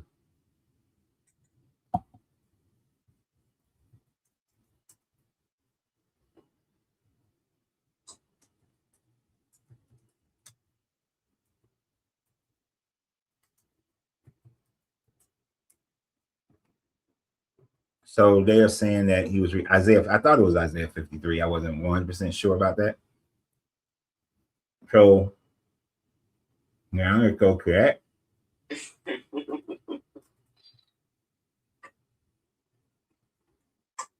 I already know what it's actually talking about.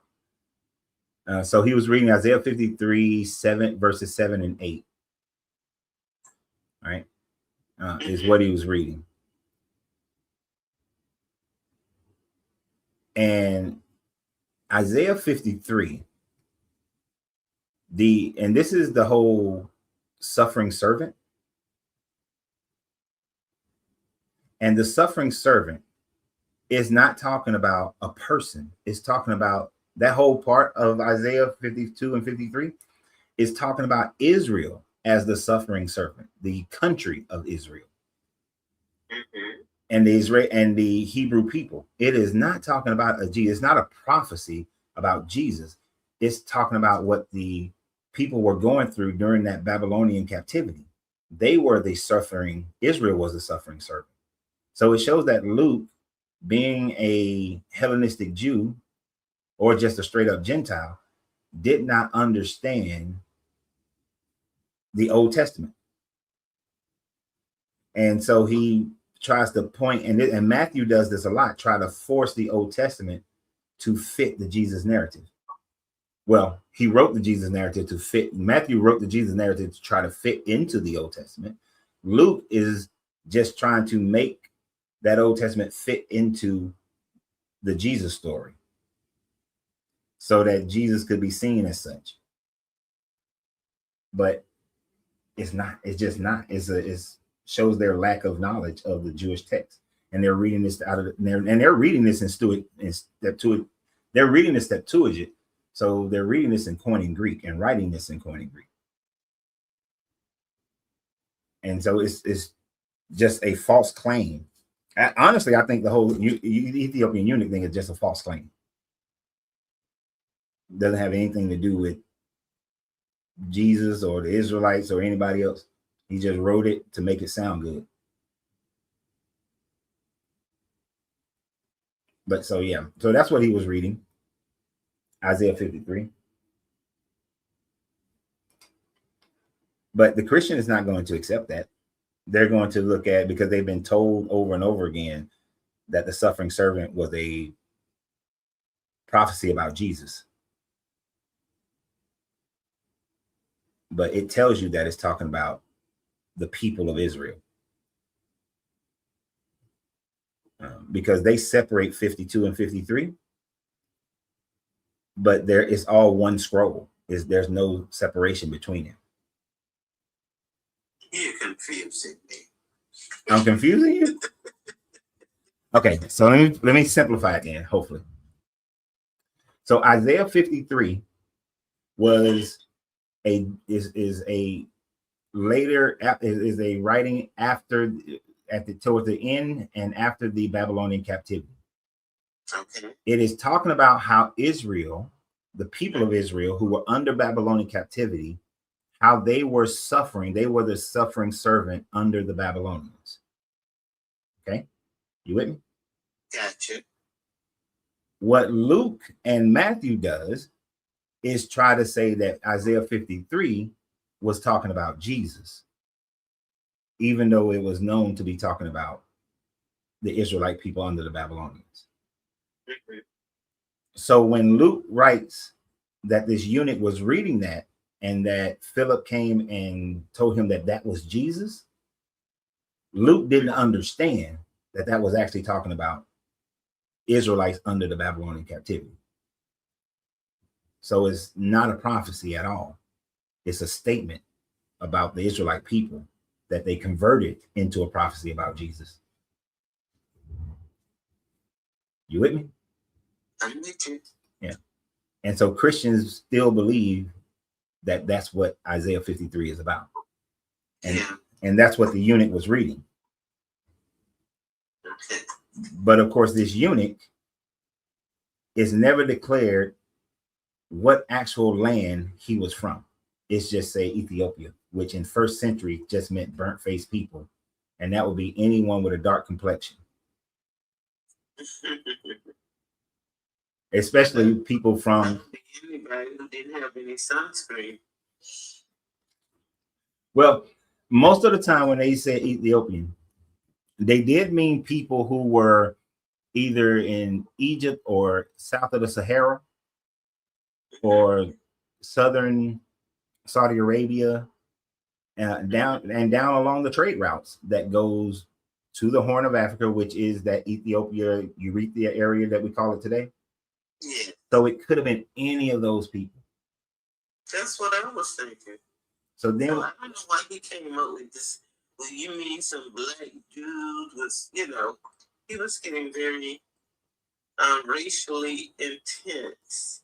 well, I think he went and said it that way because he was agreeing with me that it could have been any black person that was walking around that province of the Roman Empire. I'm glad you can understand a person more deeply than I can. Yeah, he was just agreeing. Yeah, he was just agreeing to the point that it could have been any black person in along the trade routes or who was in the Roman Empire or under a puppet. And the Roman Empire did a lot of puppet regimes, kind of like how we got we have Puerto Rico and Guam. They're territories of the United States. Right. They're not actually they're not fully part of the United States, but they're governed by the United States to a certain degree, but they have their own government. So Rome did that a lot too, as well. You are under the Roman government, but we're going to allow you to have a puppet government within the Roman Empire. So Egypt, Tunisia, Algeria, all those northern African countries, the northern part of the Saudi Peninsula, Sinai Peninsula, parts of Mesopotamia, the Levant, a lot of those areas were just puppet regimes to the Romans. And so this Candace that Luke is speaking of could have been anyone from North Africa all the way across to the Saudi Peninsula and south. I think it's very hard for people to believe that it could be black people in the Bible. Well, for over what 1,500 years, 1,500 plus years, that's what they were taught. They were shown that all the images that people see were white people. You know, paintings were their television. So if you grow up and you see all the Jesus is white, the apostles are white, the kings and queens all white, Abraham is white, then people will have a tendency to believe that's what those people look like, even though they can go there and see it for themselves and know better.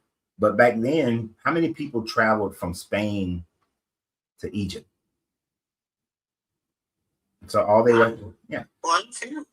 It's kind of like I said yesterday. When I first got to Germany, the only thing some countries, the only thing they knew about black people was the Cosby Show and NWA, Tupac, and Biggie. That's it. They didn't know much else about black Americans. They knew about the other black people who lived in their country, but they didn't know much about black Americans, especially if you were outside the city. You go to one of the small towns. So then jokers used to ask me, is Tupac really dead? I was like, I don't know him. Like, they don't realize the vastness of America. So they think that, oh, all black people know each other. Like, nah, I encountered that too many times. So people only know what their limited vision, and then they limit the world based on their limited vision. So people back then, they would have been even smaller. Their vision would have been limited, even smaller. The control of information was even more controlled by the state and religion. Right. So because people didn't know how to read, mm-hmm. and therefore all they did was survive. So they didn't have time to think. And if they did think, they know it was going to get them in trouble, so they silent. Yeah, and if they were really rebellious. Yeah, and if you go out, and unlike today, like, we can talk shit about the church today. You couldn't talk trash about the church in 700 CE. Hell, you really couldn't even talk trash about the church in the 1950s and earlier. Right. You know, you talk too much trash about the church and like doing what I'm doing now. If they had this in the 1950s, 1930s, I'd be strung up. Well, you know, people, they just were so afraid to open up their heads. Mm-hmm. Well, and the control, the government and the religion were hand in hand, walking down the street, holding hands with each other. Mm-hmm. So the Pope had just as much power as a world leader back in the day. Oh, yeah. So the Pope, and think about it, the papacy had its own military for a long time. So not only could they control the narrative, but they had their own military to control the narrative. Like during the Renaissance era and before, and a little bit after, they maintained their own military. Not the little shit that they got now, but I'm talking about a real military. I mean, you know, they got the Vatican Guards and Vatican Police, but they used to have a full-fledged military. And when Italy was separated into states and it wasn't a unified country yet, Mm-hmm. the Pope would march his military to another state and siege that state. Wow. So the papacy had some serious, they had guns. Well, swords. Guns later. You know what? We are in the midst of history right now Mm-hmm. of what happened in the United States when it's under siege. Exactly. And I just read a quote from this president today where he was saying that, you know, God whispered to him in the ear that was shot and told him that, you know, he's doing a great thing and God loves America. And what does he say? Oh, and he said that God loves him because he has perfect morals. Who? Trump. Oh my God. Yeah, I just read that today and I was like, What makes you think that? I was like, are these people serious? Wait a minute, hold on. I know my YouTubers can't see it because it's on my phone. So let me read it. Okay. I don't know when he tweeted this because I don't do Twitter. I've known Jesus. Right. He said, I've known Jesus for a long time. He often says, wait a minute, let me get what are my glasses? Give me glasses. Let me read this dramatically. He often says, Donald Trump, we are really close friends. And my father is happy that you are making America great again. It is my favorite country. When he saved my ear from the bullet, he whispered in my ear, the one that was saved, and said, the whole world owes you a debt of gratitude for being so Christian and having perfect morals. Indeed. I saw that shit today, and I don't know how old it is, but I was like, I gotta save this quote because this is some bullshit here. But you know what? No one else could have gotten it. But you know what? I think in a way we know that he's a clown in some kind of way. mm-hmm. He is the puppet master at the circus, and he's controlling all of these things. And he says these crazy things because he's crazy. Yeah. And I know it harkens to our conversation yesterday, but people will believe this. You'll have people on both sides. Some will believe it, some won't. I know. You got people believing that he's really doing the work of the universe, the Lord, I guess. I don't know. I don't know who the God is. Mm-hmm. He's doing God's work. Talking about Jesus and his Father. Yeah. And people keep accepting this stuff, and they'll believe it, and they'll roll with it, and think that this is exactly how Christianity supposed, that he is a man of God. Especially when you're that limited view of the world and you in it. Yeah. You can easily believe that. And they will. People are going to talk about it and say that, he was shot in the ear. And just like when Jesus put Peter's ear back on, I think it was Peter, right? Put his ear back on, that he was, that he used Trump as an example to remind us and let us know that was the sign that Trump is for God. Oh my God. I'm thinking about that poor man who was unalive during that whole episode. Mm-hmm. And how his family has suffered. Oh yeah. They might be still grieving the whole situation. Oh, I'm sure they still are. I mean, hell, if that had happened to my son or my daughters, I'd be angry. But yeah, I would be grieving. I'd be like some bullshit. Actually, I'd be looking for some revenge personally. So a little different for me. I'm gonna find some revenge. We ain't just you ain't going to jail. I need you to suffer. But that's just me. I don't believe that vengeance is the Lord's. Vengeance is mine. I don't need some sky daddy to fix a situation for me. I'm gonna go fix it my damn self. So hell no. Nope. I wouldn't do it. I couldn't take it. But I mean, and this is to go back to the subject matter.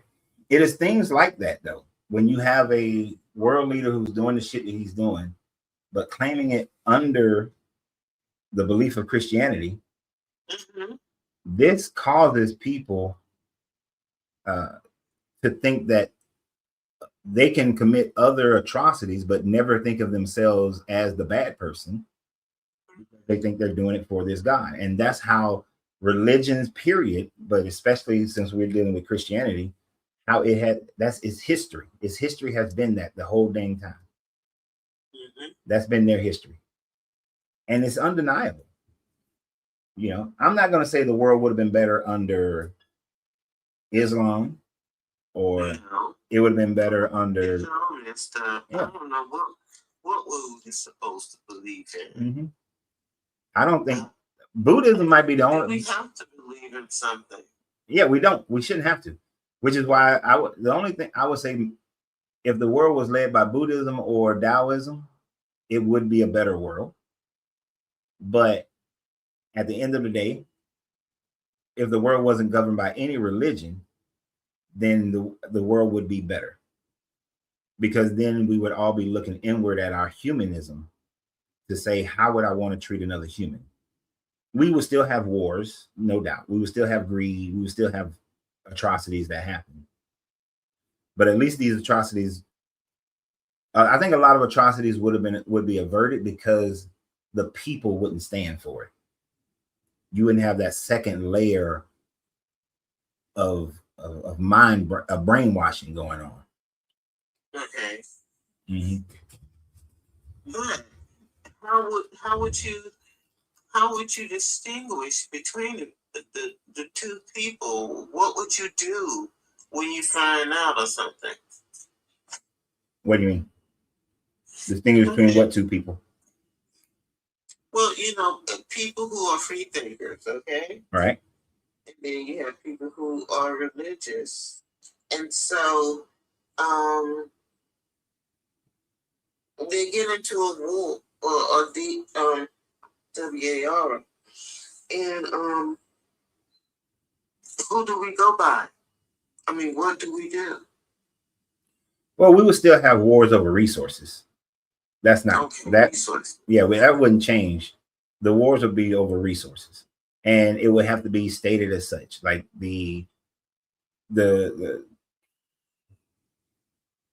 Crusades would not have been. They would have to have stated, "We want this." It would have been the Crusades would have been, "We want this land because of the trade routes, and not because of God has ordained us to go get it." And if that was the case, you would have a lot of countries during that time frame in Europe who would have been like, well, we don't care about those trade routes, so we're not going to go fight. Right. So you probably wouldn't get some of the Crusades that happened, or they'd be much smaller because the fight would have just been over trade routes. I'm not saying slavery would not have happened. You probably still would have had slavery. But the end of slavery would have been because of economics, not so much because it would have been an economic reason to end slavery or to maintain slavery.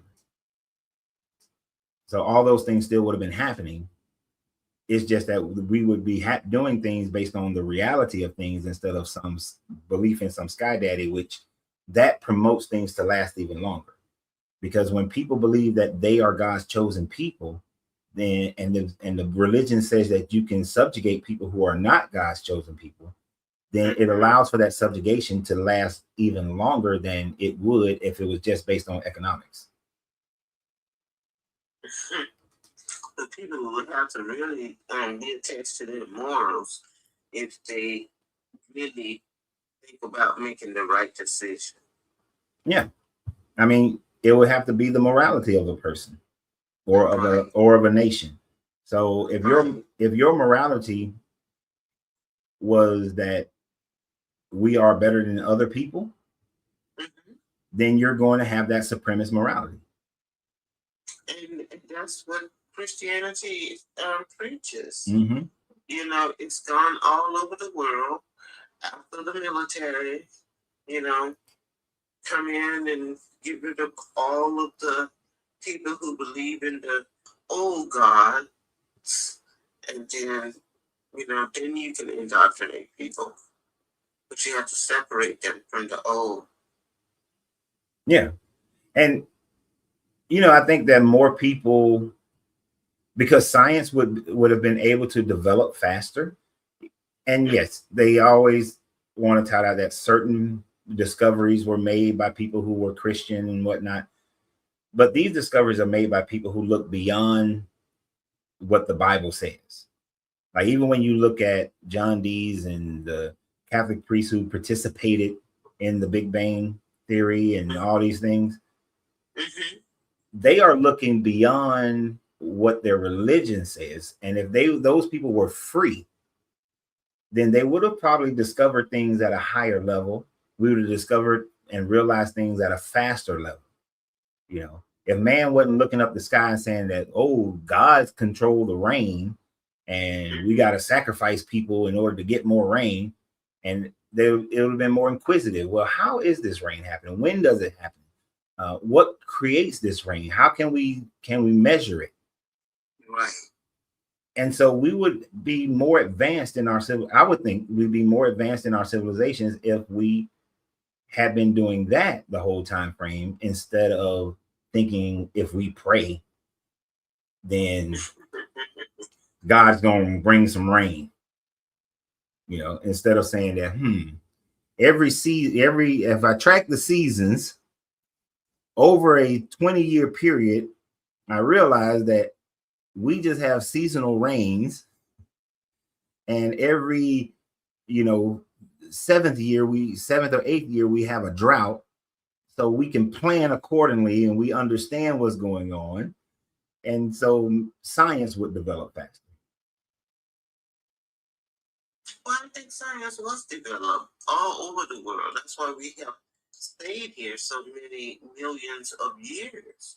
Yeah. It's just recently when we decided that we needed to tear up the earth in order to create a civilization or something.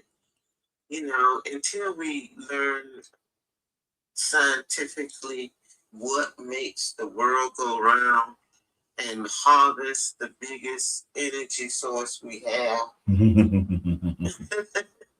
Until then, Yeah, we are on the road to destruction. Yeah, I forgot what it's called. And I hate that about Christians, because they just waiting for Jesus to come. Yeah, I think we would. We probably have flying cars by now, if it wasn't for the being held back by religion. And we probably would have developed alternative sources of energy.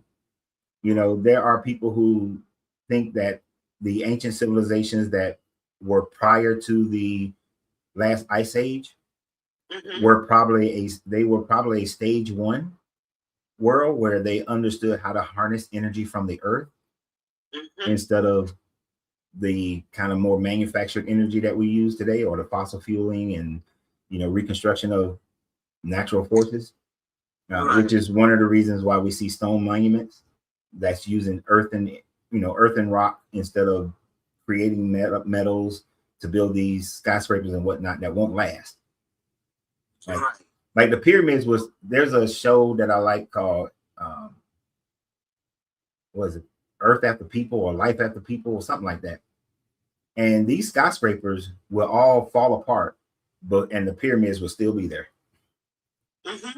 Because that was built with earth. That was built utilizing natural material, not this formulated materials that we use today. So it's part of the earth. Yeah. And ley lines may exist, may not exist, but it sure is interesting that most of your major cities sit on where ley lines supposedly cross. So if that's true, then there are energy vortexes that we don't have use of right now. So I'm sure there's a lot of things we could be using. Water, if you stay near water, that could be an energy source. I mean, so many natural things that could be an energy source to keep the planet alive. Yeah. I met a guy who works with underwater turbines to create energy, right? And it just uses the natural current of the ocean to generate energy. And if we weren't and one of the things he said to me is that if we weren't so assholish about gold, and we use gold in the wiring instead of copper, then we wouldn't lose half, if not most, of the energy that's transferred from these turbines. But if we use gold in its proper use, then he was saying that we would be able to provide enough energy for the whole world with less structures being put in place. Isn't that something? Mm-hmm. I mean, hell, money is the reason why we don't use Tesla's tower. Tesla's tower allowed for free energy, but JP Morgan and others, they was like, yeah, I can't make no money off that. Mm-hmm. Now, you still might have that problem with or without religion. You still have that problem. Greed, you were never going to get rid of greed. No, you can't get rid of some of those, what you call them, the 7 sins.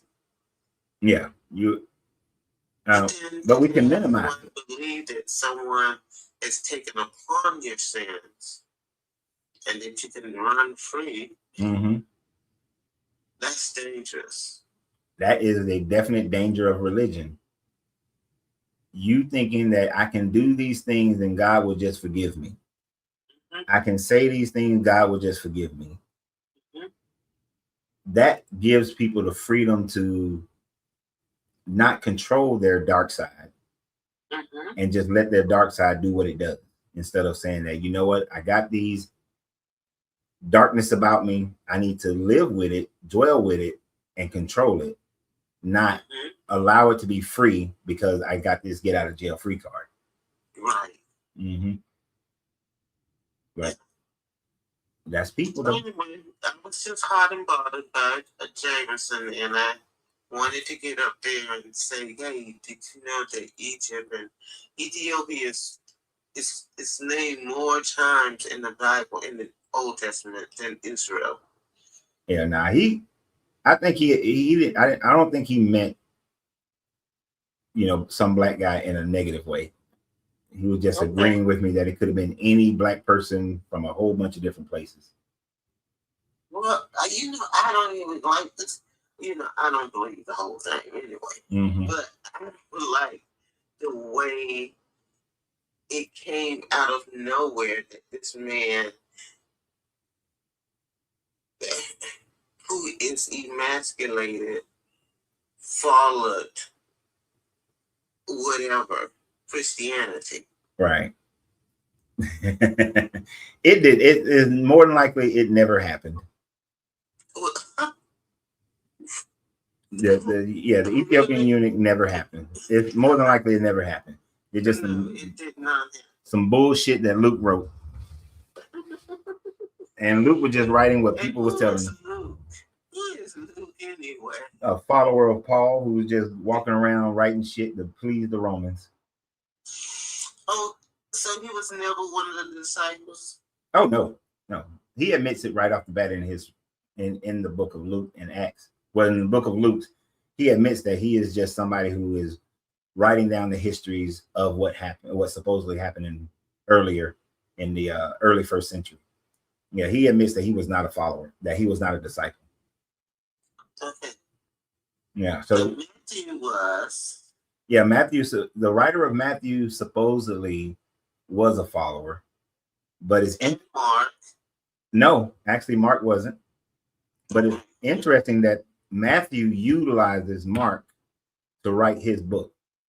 So if you were a follower, an actual apostle, why would you use a non-apostle's writings in order to write your book? That doesn't make sense.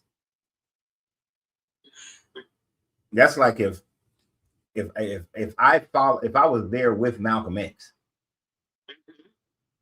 and but instead of me writing on my own accord, I'm gonna write it based on what Alex Haley wrote about him. And Alex Haley wasn't a follower; he wasn't with Malcolm X. So why would I use Alex Haley to write my book? That's nonsense. Yeah. And plus, none of them were named until 180, around 180, 182. Before that, they just called them not Martin. Before that, Justin Martyr just called it the wisdom of the apostles. So they believed that they was written by the apostles, but there was no proof that they were written by the apostles. So actually, most of his disciples didn't write anything. It's most likely none of them did, because most likely none of them could. Except Matthew. Matthew possibly, since he was a tax collector, supposedly in the story, possibly Matthew was literate, but Matthew would have been literate in Aramaic. He would not have been as literate in Koine Greek, not to the level of the book that was written. Not at that level. You know, it's been transferred, translated, transmuted, and everything. No one knows the real story, but the story that they give us is just hard to believe. Very. And it got too many contradictions and too many plot holes and loopholes. Yeah. It's bullshit. Yeah. It was a sad thing when I realized it. It's like, you know, when I realized it was no Santa Claus, I was like, oh. But I was glad I was still getting presents. But, you know, you have this thing and you sit there and look at those Christmas movies and, oh boy, you're all snuggled up in your bed and you just want Santa to bring you what you had on the list. Yeah. Then you find there's no Santa. It's the same thing. You find out that you've been looking outwards when you should have been looking inwards all this time. Yeah. Even though I was very upset when I found out Santa Claus didn't exist, and it took me a minute to get over it, then I realized that instead of being good for some mythological creature, I need to be a good person because my mom is the person. My grandma is the person. My grandfather is the person. You know, I need to be more attentive to what they're saying than what some mythological story is saying. Right. So I became even more of a product of my parents and my surrounding family than I was of some mythological story about Santa Claus.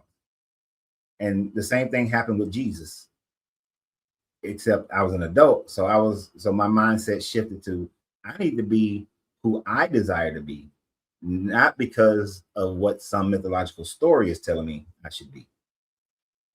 And my morality actually increased at that point, because before then I was a male chauvinist to a certain degree. I was anti-LGBTQ. I was racist. And what else was I? Yeah, those are the main three. Yeah. Oh, and I believe that my wealth comes from God. Like financial growth comes from God and not comes from myself. Right. Yeah.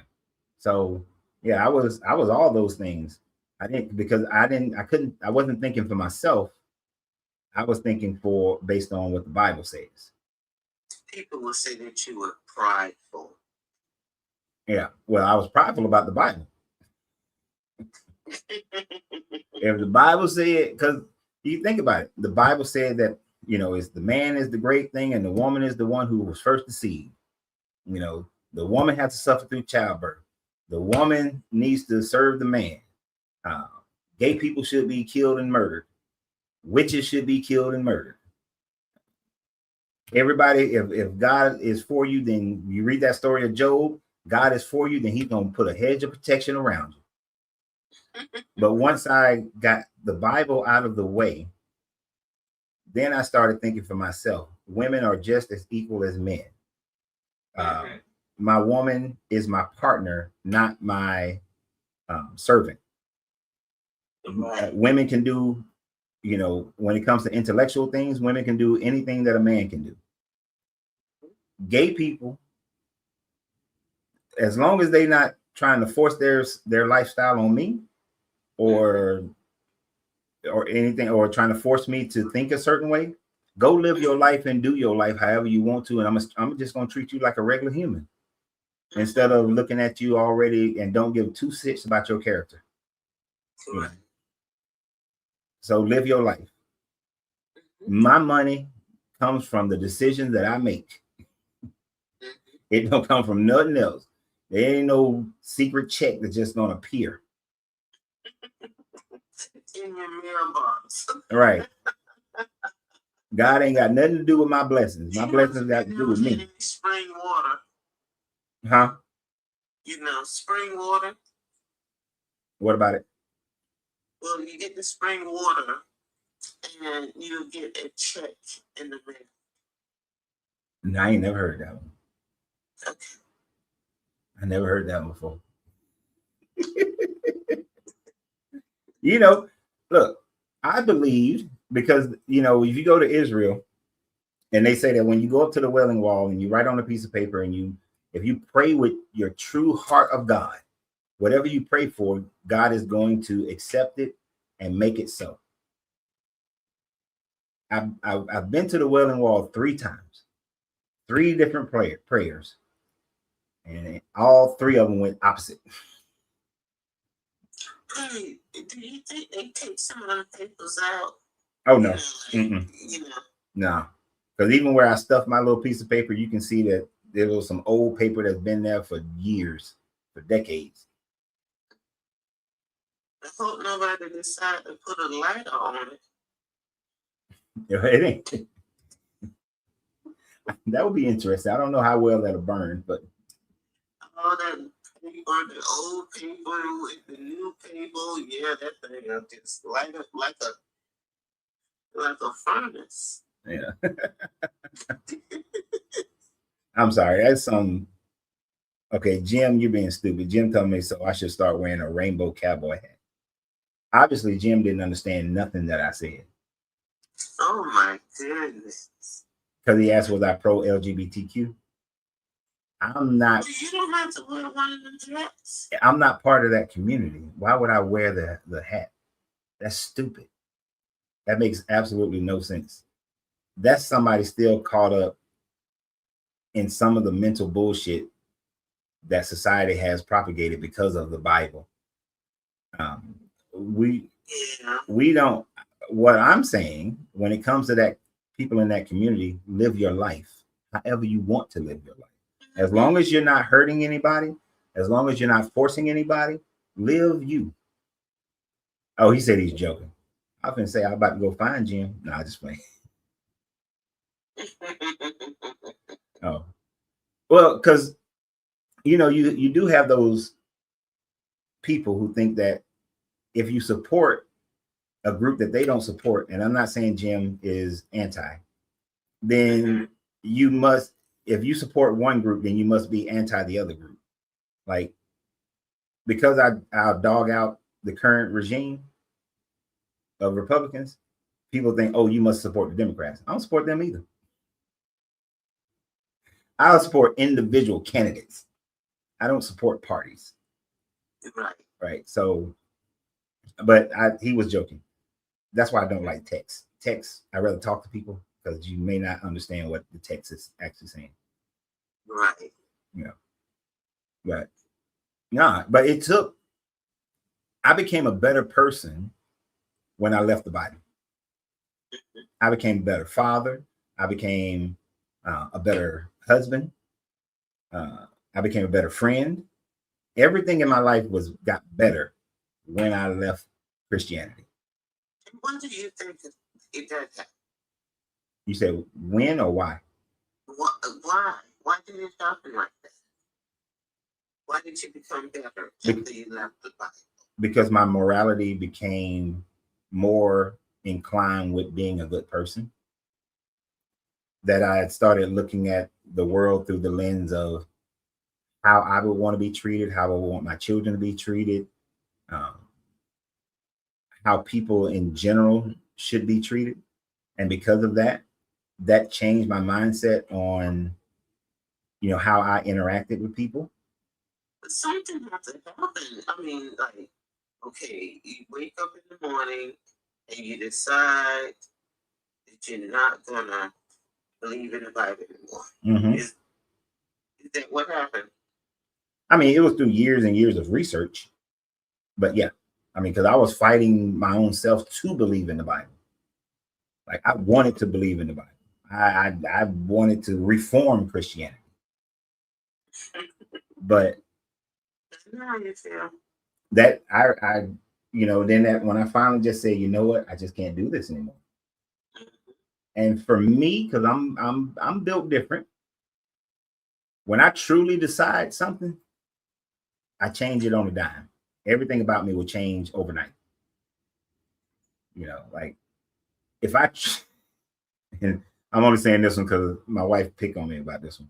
If I ever truly decide to get up early in the morning, then I will, from the next morning, I will get up 7:30. Without a shadow of a doubt, it's going to happen. It won't be a laggard. It won't be a time frame where I got to work my way into it. It just, boom, it happens. When I was 300 and something pounds, the night that I realized I was 300 something pounds, I had just worked a 12-hour shift. I drove, got me some workout clothes, and started working out that night and just worked out after that. Changed the way I ate, the whole deal. So when I make up my mind to do something, that's it. It changes immediately, and there's no fall off. So when I decided to walk away from Christianity, that's it. I'm done.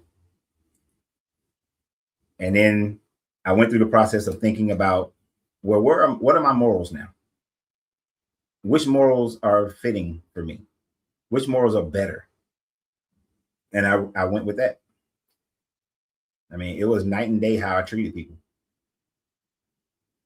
Because I was one of those that if I saw somebody doing something outside the Bible, I tell you wrong, you're going to hell. You're not a true believer in Jesus. And it didn't matter who you were, pastors, everybody. That's why I was cussing out deacons, cussing out pastors. So, but yeah, I mean, that's pretty much what happened. I just decided and changed and decided for myself. And financially, I was like, okay, it's up to me. It's not up to anybody else. If I want my family to eat, then I need to get my ass out there and do whatever's necessary so that they can eat. If I want to be rich, then hell, it's up to me to become rich. And that actually changed a lot for me.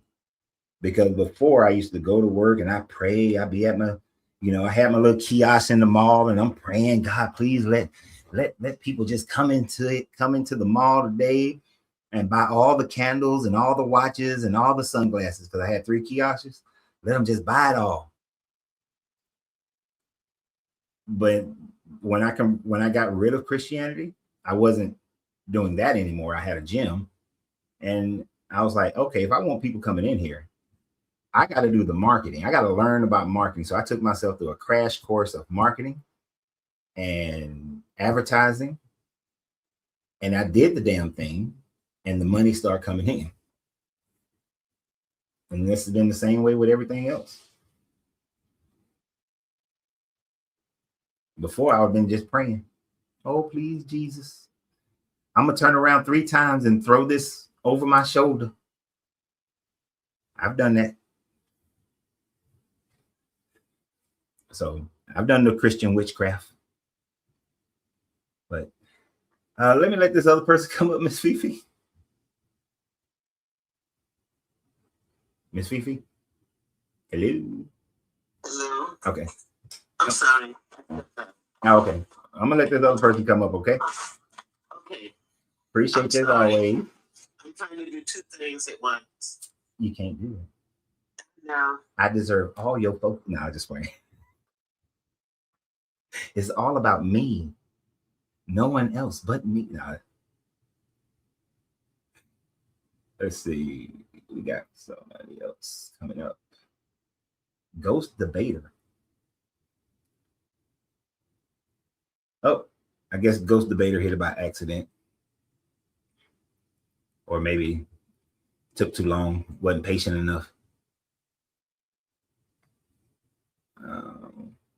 Let me put the thing out here again.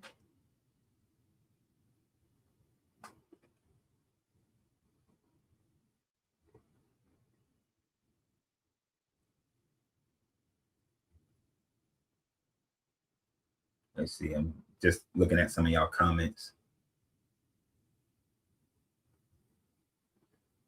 I don't know if y'all talking to me or talking to each other. Yep, we control our own destiny. That's absolutely right.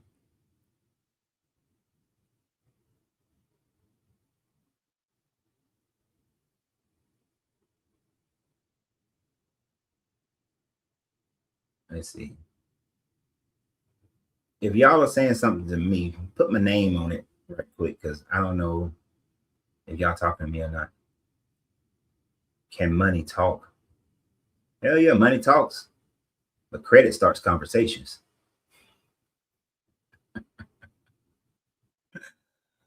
Money talks, man.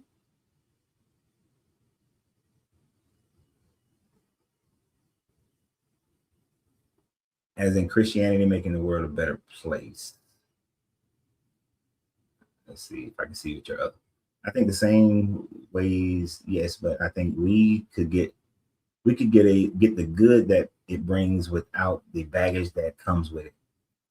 I don't think you can get the good of Christianity without the baggage that comes with it, because hidden within Christianity is all, well, it ain't hidden, but you can't have, you're gonna have to throw the baby out with the bathwater when it comes to Christianity, simply because we can talk all the good talk about, oh, Jesus is about love and we're going to love our neighbors and so on and so forth. But you're also telling your neighbor you're going to go to hell unless you believe in Jesus. You're also telling people that their lifestyle is going to send them to hell. And they could be the nicest, most loving person that you've ever met, most helpful person you've ever met. So it doesn't work. The good of Christianity doesn't work without the bad of it. And no matter how many times people have tried to reformulate Christianity, it still creates all this negativity.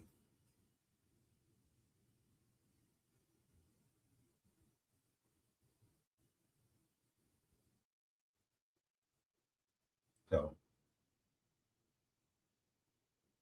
and this is an interesting one. Oh shit, where'd it go? Ask Native Americans about Christianity making it better. Even though Native Americans still were fighting wars amongst each other to a certain degree, it was nothing like the wars that came with Christianity. It was nothing like the genocide that came with Christianity. Christianity and the bringing of Christianity to the Americas. Now with the disease, if the Europeans that came here to America without Christianity, would they still have dealt with all the disease and everything? Yeah, still would have dealt with all the disease, but they would not have dealt with manifest destiny. They would not have dealt with all of that bullshit. They would not have had to form a peace treaty based on them converting to Christianity. So they would have still had issues, and they still had issues. But none of their but their way of life was nowhere similar to the way of life of the Christian European.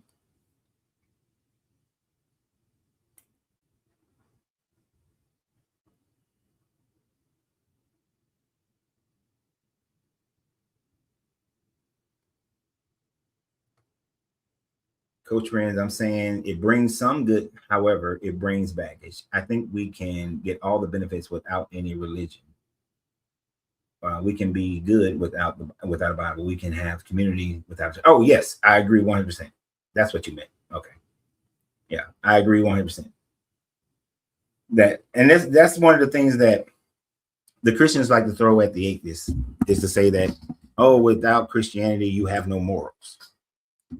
Well, that's bullshit. Christian morals are not all that great. Christian morals suck. And you do not require religion in order to have morals. Community creates morals. That's why all morals are subjective. Right? your morals are based on whatever community you grow up in.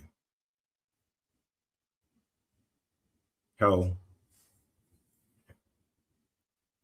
if you grew up, like I was going through this little, even though I tried not to do it, I was going through this whole thing the other day where I was thinking about certain decisions that I made in my life.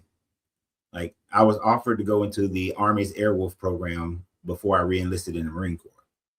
If I had went into the Army's Airwolf program, how would that have changed my life? Right.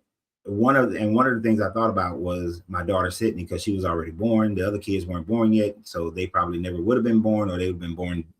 They would have been different kids. But my duty stations would have been different. The places that my daughter would have grown up would have been different. So my daughter would be a totally different person than she is today, because she would have grew up in a different environment.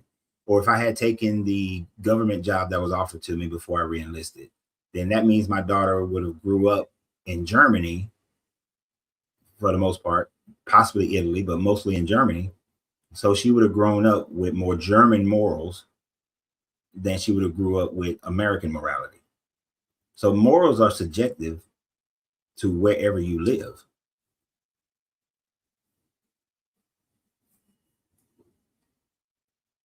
But there is no, and if you try to look at morals from a religious standpoint, if you worship Allah, you're going to have different morals than if you worship Jesus. If you worship Oshun, you're going to have different morals than you have with Jesus. Your morals are going to be totally going to be different, but you still, one can have whoever decides which morals are better are going to be based on their own subjective outlook.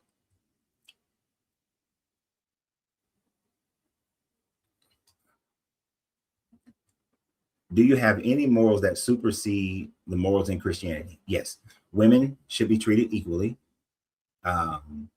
Adultery can happen both by men and women. Genocide is wrong. Killing people because they practice a different religion is wrong. So that's just to name a few. And those are some big ass morals. You know, oh, you're a witch. According to Christianity, you're supposed to kill them. You LGBTQ, I'm supposed to kill you. I suspect that my wife is pregnant by another man. Let me give her a potion, and if the baby dies, then she cheated on me. People can be slaves. No, that's immoral. So yeah, my morals supersede the morals of Christianity. Easily supersede the morals of Christianity. Hell, just the slavery alone is enough. Just the fair treatment of women is enough. Just the not seeing a child that's within the mother's womb as property is enough. So yeah, my morals far exceed Christian morals.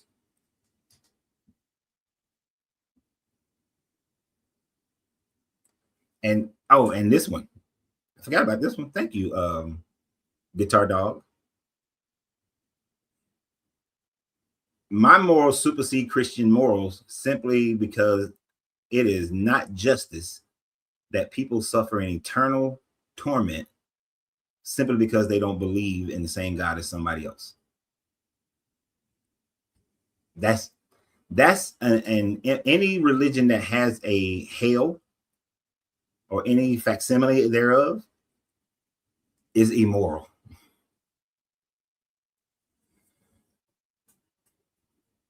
If I had grown up in the mountains of Tibet and never heard about Jesus, but still have the same morality that I have now, and probably would have those, if not better ones, then, I got to go to hell.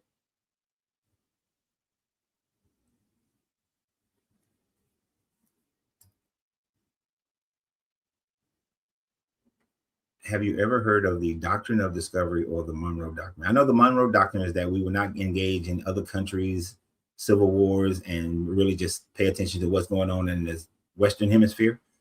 Doctrine of discovery, I'm not 100% familiar with that one off the top of my head, but I don't see how that has anything to do with what I said as far as the Monroe Doctrine is concerned.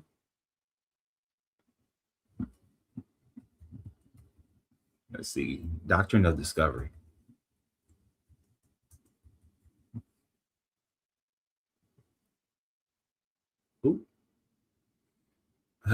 Doctrine of Discovery is a 15th century theological and legal concept or originating from the papal bulls that justify European Christian seizure of non-Christian lands, declaring them discovered and thus sovereign property. It enabled the colonization by ignoring indigenous rights, sovereignty, and humanity. It remains significant to this day and it forms the basis of many federal laws controlling indigenous people and is linking to ongoing land reparation movements. Yeah, see, my morals are higher than that. I don't think you should be going into other people's land and subjugating those people and taking their land because you think that your God has ordained it. So I'd imagine that Clements, right, the Pope Clements writing and Nicholas V writings are part of that. But yeah, I don't think no one has the right to go and do that. And if you think that your religion allows you that right, then I would consider you to be an immoral person.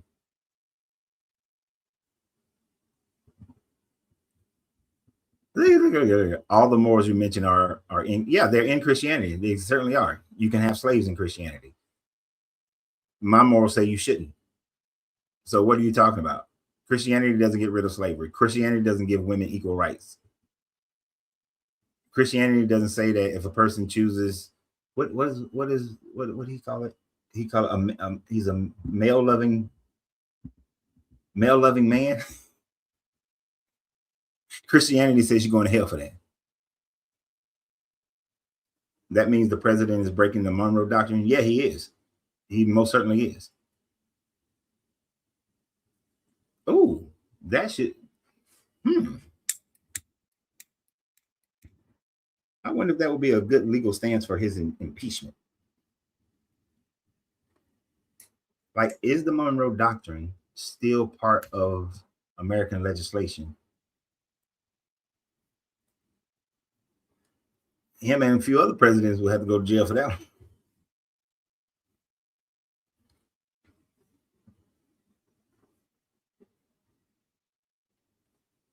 Oh, here goes Simon. Man-made slavery is not the same as what the Bible is referring to. Sir, go back and read Leviticus 25, verses 44 through 47, 48, 49, somewhere around in there. That is foreign slaves, chattel slavery.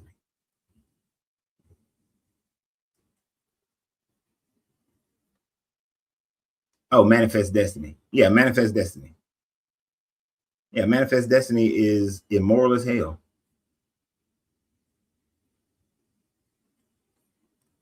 Rupert, I've shown you multiple times where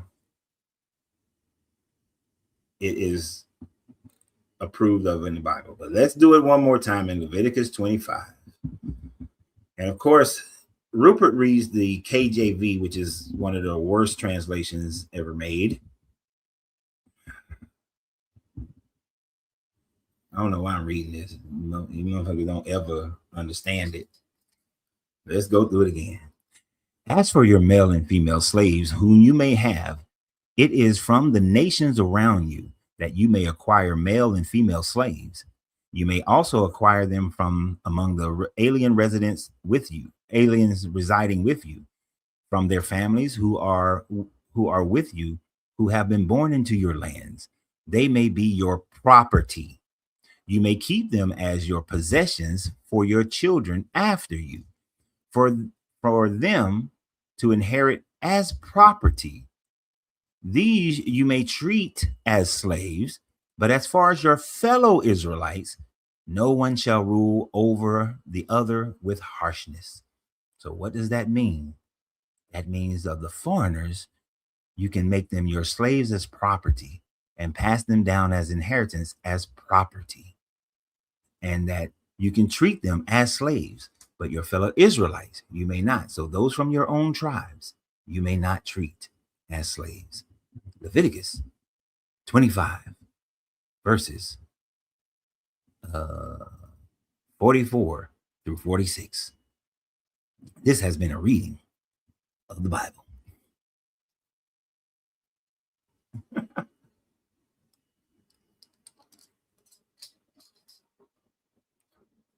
He's awesome. It upsets him when I misquote the Bible. I just read the damn thing. It says slaves, sir, not servants. Your King James Version says bondmen and bondwomen, which is translated in modern Christianity to mean servants. But in the true true Hebrew, it means slave. And then it refers to them as property.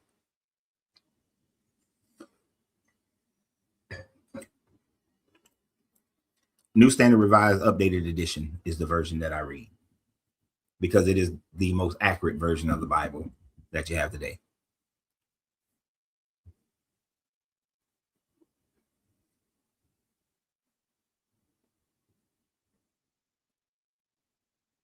Let's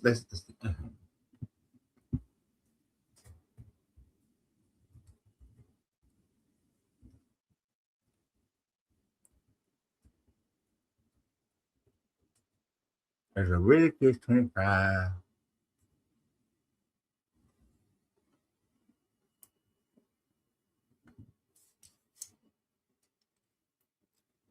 So when you do a little question, does Leviticus 25, 44 through 46 condone slavery? Yes, Leviticus 44 through 47 explicitly permits Israelites to buy and own male and female slaves from surrounding nations as permanent property to be inherited by their children. Distinguishing this practice from the temporary servitude allowed for fellow Israelites, which critics argue constitutes condoning chattel slavery. Though defenders often contextual explanation about ancient Near East practices and differing legal framework of foreign versus Israelite slaves. And hell, according to the Bible, there are ways to make Israelites your permanent slaves. And this is only referring to men when it talks about them being indentured servitude, because if the master gives the slave, the servant, a wife and they have children, the wife and the children will not go free in the 7th year, but they will remain as the property. And then if that man decides that he wants to stay with his family, he then becomes the property, the slave. I know it's a hard one for y'all to accept. It's hard for them to accept. Keyword new. This is what's funny to me. You do realize that archaeology, linguistics, let's just stay with linguistics. Linguistics stands on the shoulder of the past. And linguistics means that we gain more and more information as we go further and further into the future. With that new information, we are able to know what was actually said and meant. So if you're sticking with the King James, then fine, stick with your King James and don't have your falsified belief. I don't care. Yeah. Isaac, right on time. Isaac said that the KJV was once new as well. Exactly. At one point, it was new.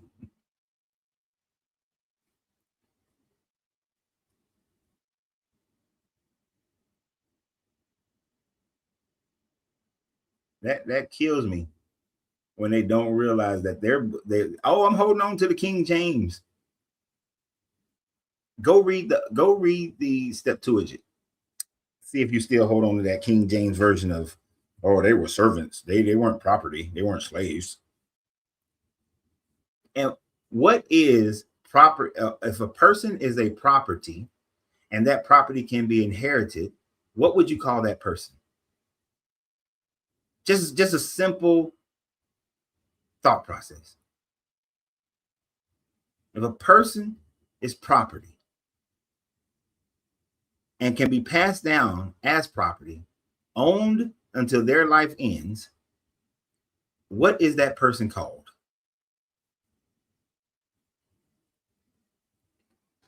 That person is called a slave.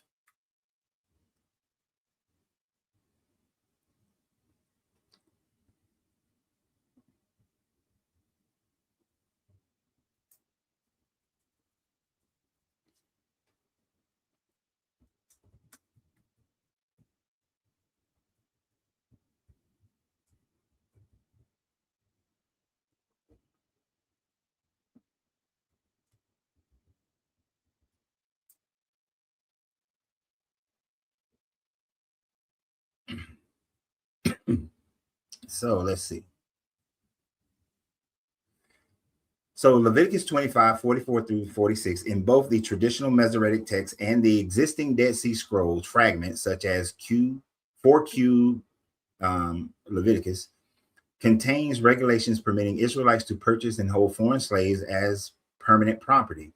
The text distinguishes between Israelites who can only be temporary servants and foreigners who could be owned as chattel slaves, owned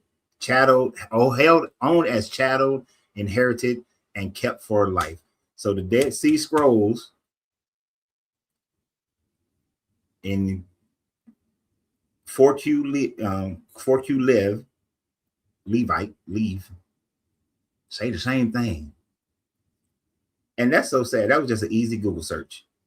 All I asked the question, does Leviticus 24, 25, 44, and 46 in the Dead Sea Scrolls say slaves? And the answer is yeah. Yes. Yes, it does. Yes, it does. So, who asked that question?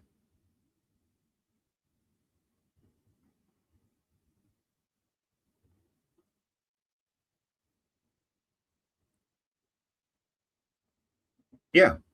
If you hold a Hebrew slave, that's the difference, Simon. Leviticus 44 is distinguishing the difference between owning a Hebrew slave and a foreign slave.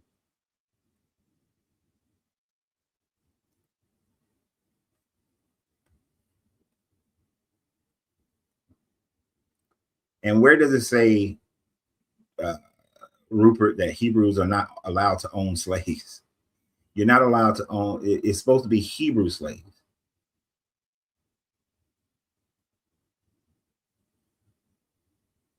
And Jesus never set any slaves free. He never declared that slaves should be set free. They like this. They tell y'all that, and y'all just believe it. They tell you, you believe it, you accept it. And let's see. Let's go up here. Sabbath year, year of Jubilee. Put my glasses in.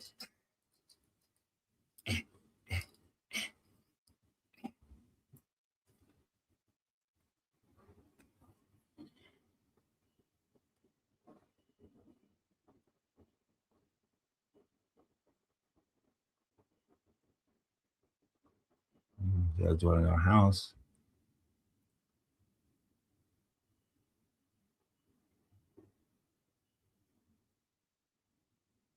Oh, so it's 35 where it talks about if any of your kin fall into difficulty and became dependent upon you, you shall support them. They shall. No, that's living with you.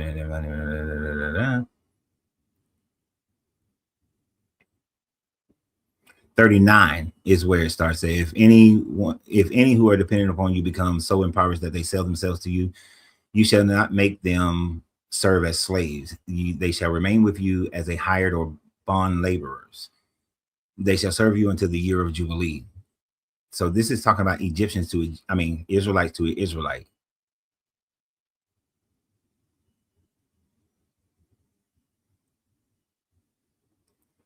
And then you shouldn't, and for with the aliens among you, you should not sell yourself into slavery with them. They have to let you go in the 7th year as well.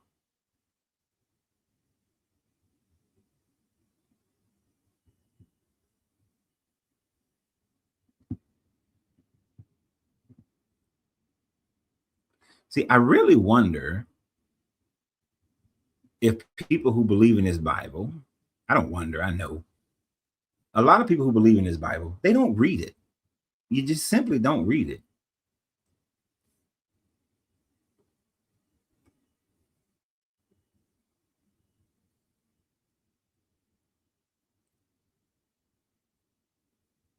And your Jesus character says that not one tittle of the law shall pass away until heaven and earth has extinguished itself. And like, oh yeah.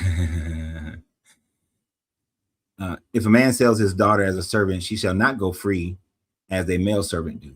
See, women didn't get the same protection that men got even if you're an Israelite. And let's see, Galatians 5. Let's look at this one real quick. My finger's right.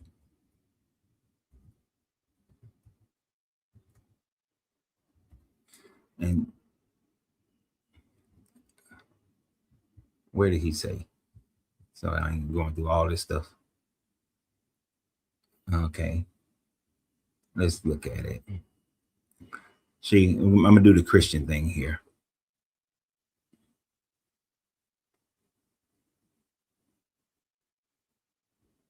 You sure you got the right thing?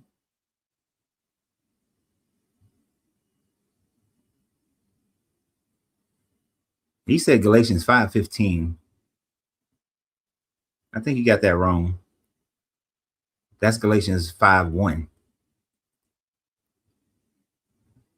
Galatians 5:1 says, for freedom Christ has set us free. Stand firm, therefore do not submit again to a yoke of slavery. Listen, I, Paul, am telling you that if you let yourselves be circumcised, Christ will be of no benefit to you. Once again, I testify to every man who lets himself be circumcised that he is obliged to obey the entire law. You who want to be reckoned as righteous by the law have cut yourself off from Christ. You have fallen away from grace. For through the Spirit and by faith, we eagerly wait for the hope of the righteousness. For in Christ, neither circumcised nor uncircumcised count for anything. The only thing that counts is faith working through love. So in Galatians 1, where it says, for freedom, Christ has set us free, stand firm. Therefore, do not submit yourselves again to the yoke of slavery. He's talking about that if you let yourself be circumcised, Christ will not be of no benefit to you. Paul is writing to the church in Galatians, which is a Gentile church. And he's telling these people that if you allow yourself to be circumcised, then you are obeying the law. And that once again, I testify that every man who let himself be circumcised, that he is obligated to obey the entire law. So this is not talking about the situation of slavery to another person. This is talking about if you allow yourself to be circumcised, then you are now a slave to the law. And that if you're a slave and leaving yourself uncircumcised, mean that you are not a slave to the law, but that you will be saved through love and not through you having to be obliged by you having to oblige the law. So as Christians would say, Simon, you took that way out of context. Way out of context.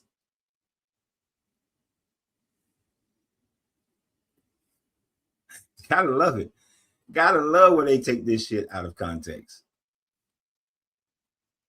And yet they always screaming that we take things out of context. No, we take them exactly what they mean at the time frame that they mean it. And Paul was not indicating nothing about the situation of being owned by a slave. As a matter of fact, Paul told the other slave, go back to your master, but then told the master, now he your slave, but treat him as a brother in Christ. That doesn't mean free him from his bondage of slavery. That just means don't treat him as you would normally treat a slave, but treat him as a brother in Christ. I don't see what's so hard to understand about that.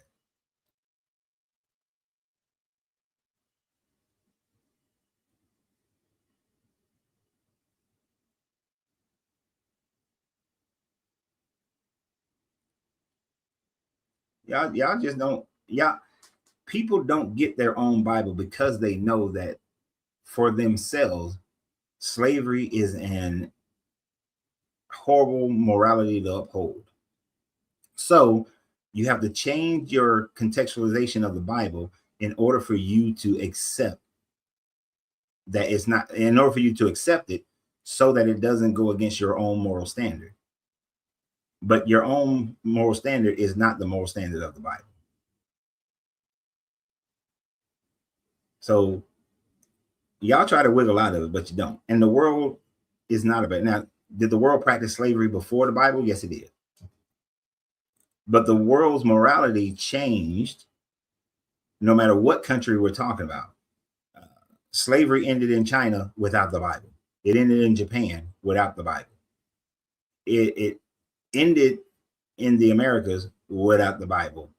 And I'm talking about before anybody ever came over here. The North American natives were not practicing slavery when the Europeans got here.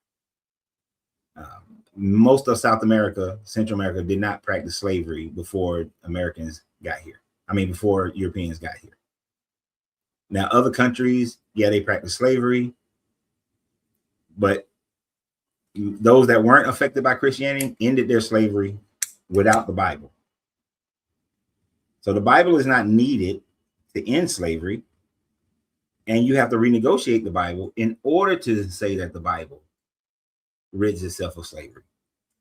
Change the meaning of what neighbor means. Neighbor meant your fellow Israelites. It did not mean everybody.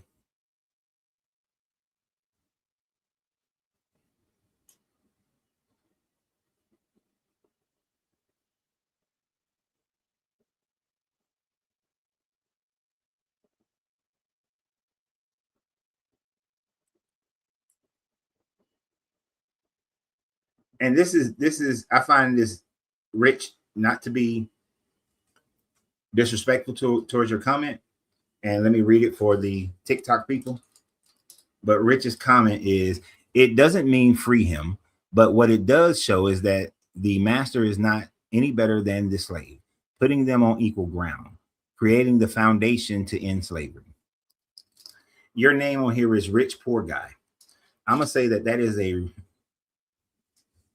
poor excuse, because if you are truly God, if you can come down and say, hey, don't mix that damn linen, don't kill, don't steal, don't commit adultery, don't worship for false idols, you got to lay a foundation for mankind to end slavery, instead of just saying no man should own another man. I mean, it was easy for this guy to say that if a person become poor, they can go into servitude, and then in 7th year they got to be released. He can come down and say that and give explicit instructions for if they give him a wife, if they don't give him a wife, if you sell your daughter into slavery, if you sell your daughter into slavery and then the dude want to marry her and then he pass it down to the son. He can give all these other clear instructions. But somehow, when it comes to slavery, he got to set a foundation for people to be able to walk away from slavery, to change over time, a foundation so that 1800 years later, we can end slavery. Come on, man. That's a weak God. Weak.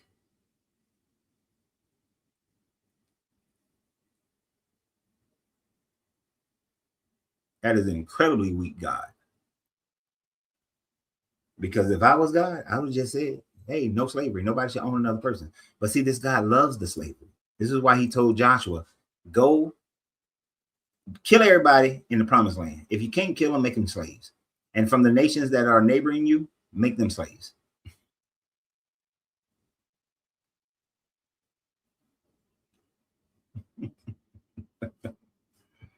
God got to give hints and clues. But any other time, he just straight up with his nonsense. Come on. That's a weak God, dude. I don't care how you could. I mean, I know you believe in the God, so, you know, do what you're going to do. But that's a weak ass God. That guy weak. That's a punk. That is the God who Elion said that the Israelites will be your people, Yahweh. And then Yahweh was like, cool. Well, my people can turn anybody else into a slave.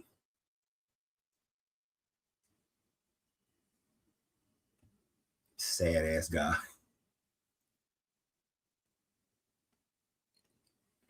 You know, punk ass God. And as I've said many times before, hey, old punk ass, strike me down now if you got any real power. I'm waiting, old punk ass.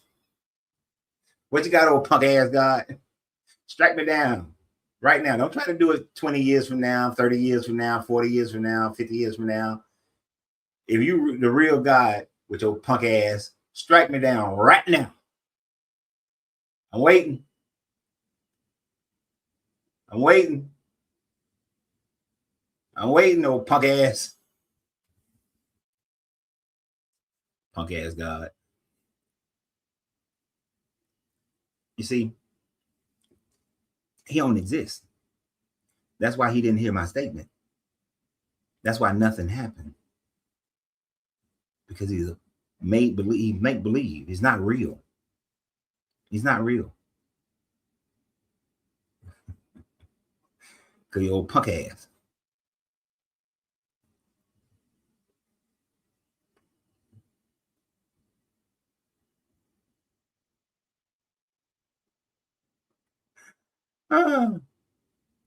See, they always taught us in church, don't challenge God, don't tempt God. Jesus was with Satan, with the devil, and the devil tried to tempt him, and Jesus was like, thou shalt not tempt God. So, what? That's what they teach you in church. So, don't say nothing like that. Say what I want to say to a make-believe God. Zeus, old punk ass, if you real, hit me with a lightning bolt. You ain't got no problem with me saying that. Punk ass Zeus. Right now with a lightning bolt. Not 20 years, not 30 years, not 40, not 50. Right now. Punk ass Zeus. There ain't a cloud in the sky in San Antonio right now. So if you real with your punk ass, strike me down with the electricity right now.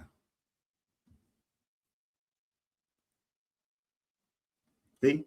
Nothing. Zeus is punk ass too.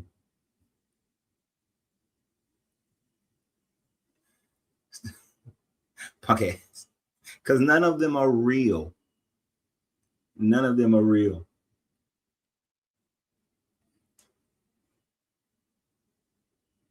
None of them ain't healed nobody. Ain't no amputees grew no legs back.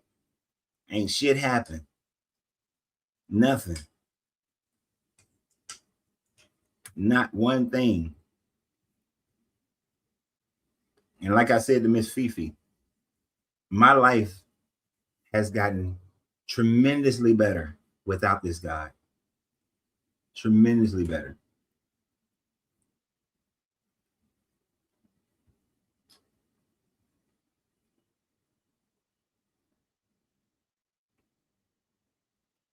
Somebody on TikTok getting mad, and they sent in that I'm bullying.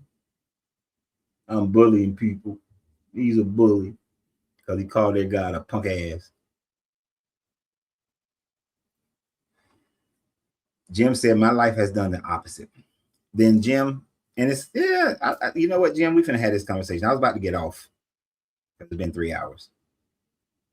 Odin ain't no punk ass Odin. All right, serious conversation. Because me and my wife was actually having this conversation last night. Where we was having just a general conversation. Your life is the accumulation of every decision you've ever made. Not just the big decisions, but even the small decisions.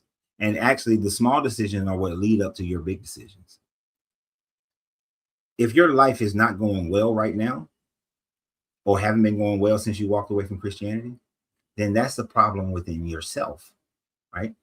Your life hasn't gotten, I really wish you would come on to the live, Jim, if you could. That would be a great, because this is the kind of discourse I actually love having with people.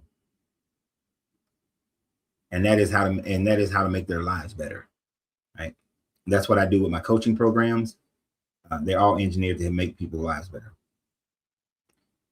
If your life hasn't been going as well as it should be going, then what decisions have you been making making over your life? Like, one of the things that I do when I'm coaching someone is I take them through this process before we even talk, right? And I ask them, where did they live? What major things happened in their lives from ages 0 to 10, 11 to 20, 21 to 30, and so on and so forth, up until whatever age you are now. And I would ask, what decisions did you make and how did those things affect you in all those different time frames? All of that culminates into who you are right now and the life that you have right now. When you can identify what trends you have been making because of the decisions you've made and things that have happened in your life, you then have to start unlearning those things so that you can now make your life better. It's not the government's fault. It's not your parents' fault. It's nobody's fault but your own.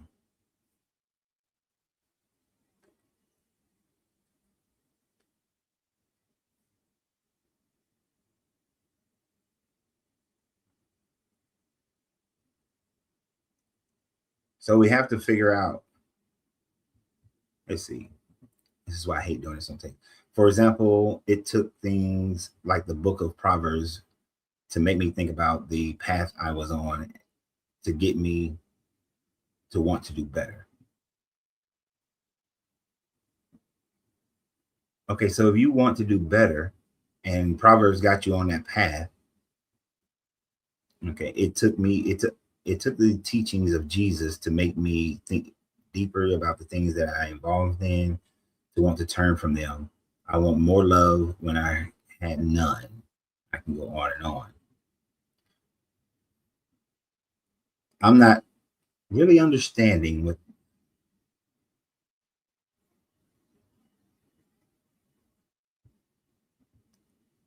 I'm not perfect, but the Bible definitely moved me to be better, unlike anything else. I guarantee you, if you read the Buddhist text, you'd be a better person. If you read the Hermetics, you'd be a better person. If you read the Tao, you'd be a better person. If you read Stoicism, read books on read Stoic philosophy, you'd be a better person. You can find tons of books that'll make you a better person. But the thing that should make you a better person is looking within yourself, not looking outside yourself. All those things should just be helpful guides for you to look deeper than yourself. Now, many people claim that, oh, the Bible. Is it really the Bible? Or is it the Christian society that you were around? Because if you was in one of them church snake handling supremacist churches, would you be a better person? You see how it's relative to where you are? Is this pre-recorded? No, this is live. If you want to see this from the beginning, you have to go to my YouTube or Facebook channel.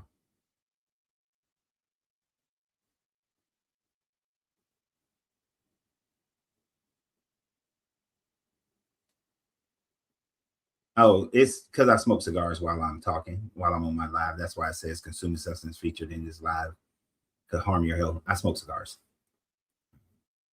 But back to Jim. I would say that if reading the Bible made you a better person, then great. You need something. But really, it's the community that you was around that made you a better person. Because you can go to certain other churches and you won't be a better person. You'd be a horrible person. You would grow up, you could have grown up in a church or read a Bible from someone that's teaching you about racial supremacy, that's telling you that you got to go to abortion clinics and bomb them and blow them up. So it's relative to your community. That's where your morals come from. That's what your morals come from, your community. They don't come from your Bible. They're just utilizing the Bible to try to dictate what your morals are. And some places, they may do a good job of helping people get off drugs, helping people not commit crimes. I'm not saying that doesn't happen. That happens, but that happens in every religion. Every religion. So it is not just the Bible that does that. You can go to India and find people who are Muslim and Hindu, and they will have the same stories.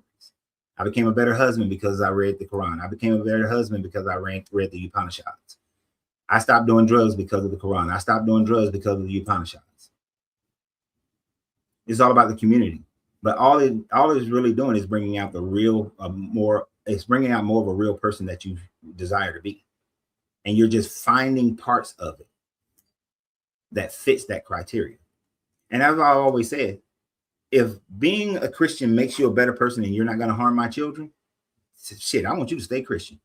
Don't you ever leave that damn Christianity. Because if you left Christianity and now you feel like, oh, I can go and harm Coach Reen's kids, then no, I'd rather you stay Christian, because honestly, that just shows that you have a low moral bar. Your moral bar is very low. So I'd rather you stay in that religion. But you don't need it. It's not required. So, if your life hasn't gotten better, that's because you made decisions that don't make your life better.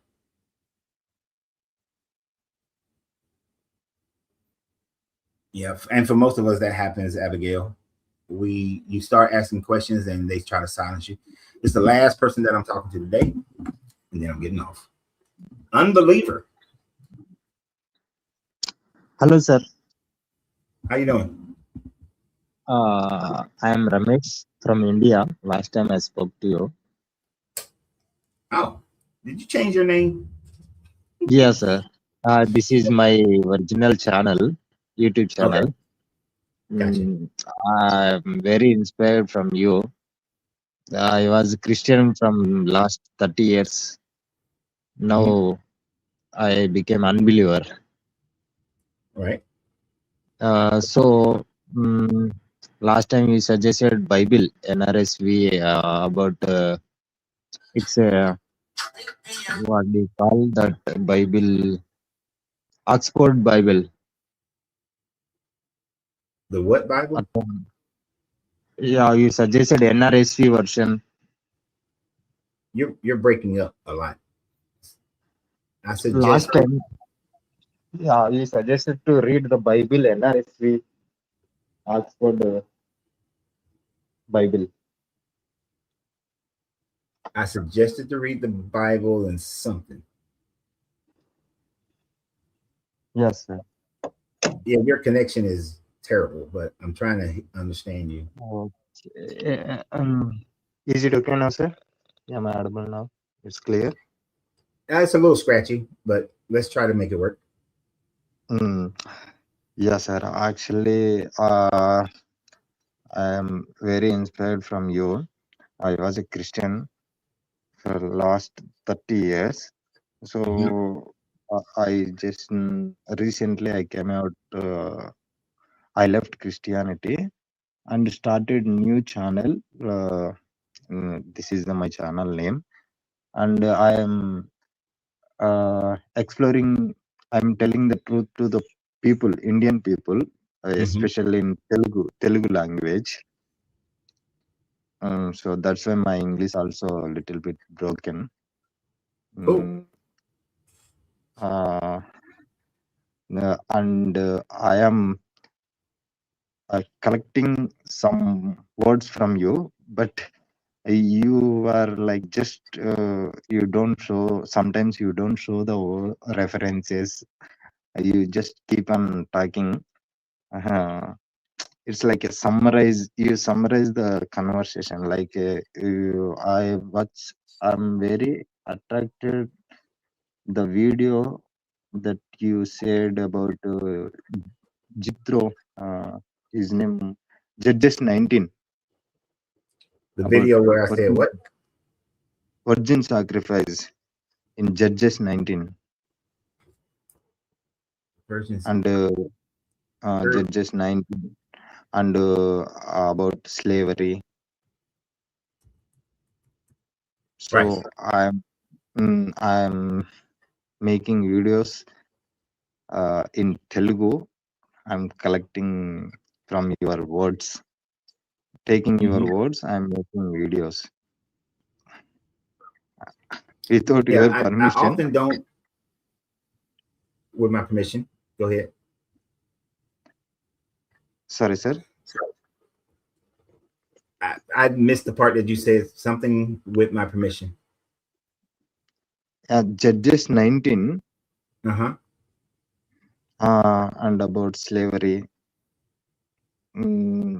Whatever you are telling in the videos, I'm collecting some words and adding my words, right, and making videos in Telugu language, my language, right. and uploading in my channel. So that I just want to say thank you to you. And some are your English I may not understand. I can understand, but I can't speak properly. So you keep on talking like that generally. Oh, I see. So it's like you're talking. There is someone in front of you. You talk like that in your videos. Yeah. So I need to focus very seriously to understand your words. No, okay. No, I understand what you're saying. Yeah, I do my videos as if I'm talking to somebody who's sitting with me. Oftentimes I don't give references because I want people to go and look these things up for themselves. For instance, you mentioned slavery. You know, I would want you to go to Leviticus 25 and read the entire chapter so that you can see how the differences between a Hebrew slave to another Hebrew, well, a Hebrew servant to another Hebrew, in comparison to a Hebrew to a foreigner, and how Leviticus 44 talks about foreign slaves and how you treat foreign people. But your own Israelites, you do not hold them as slaves. So I would want you to go to Leviticus and read it and understand it, and then research it for yourself.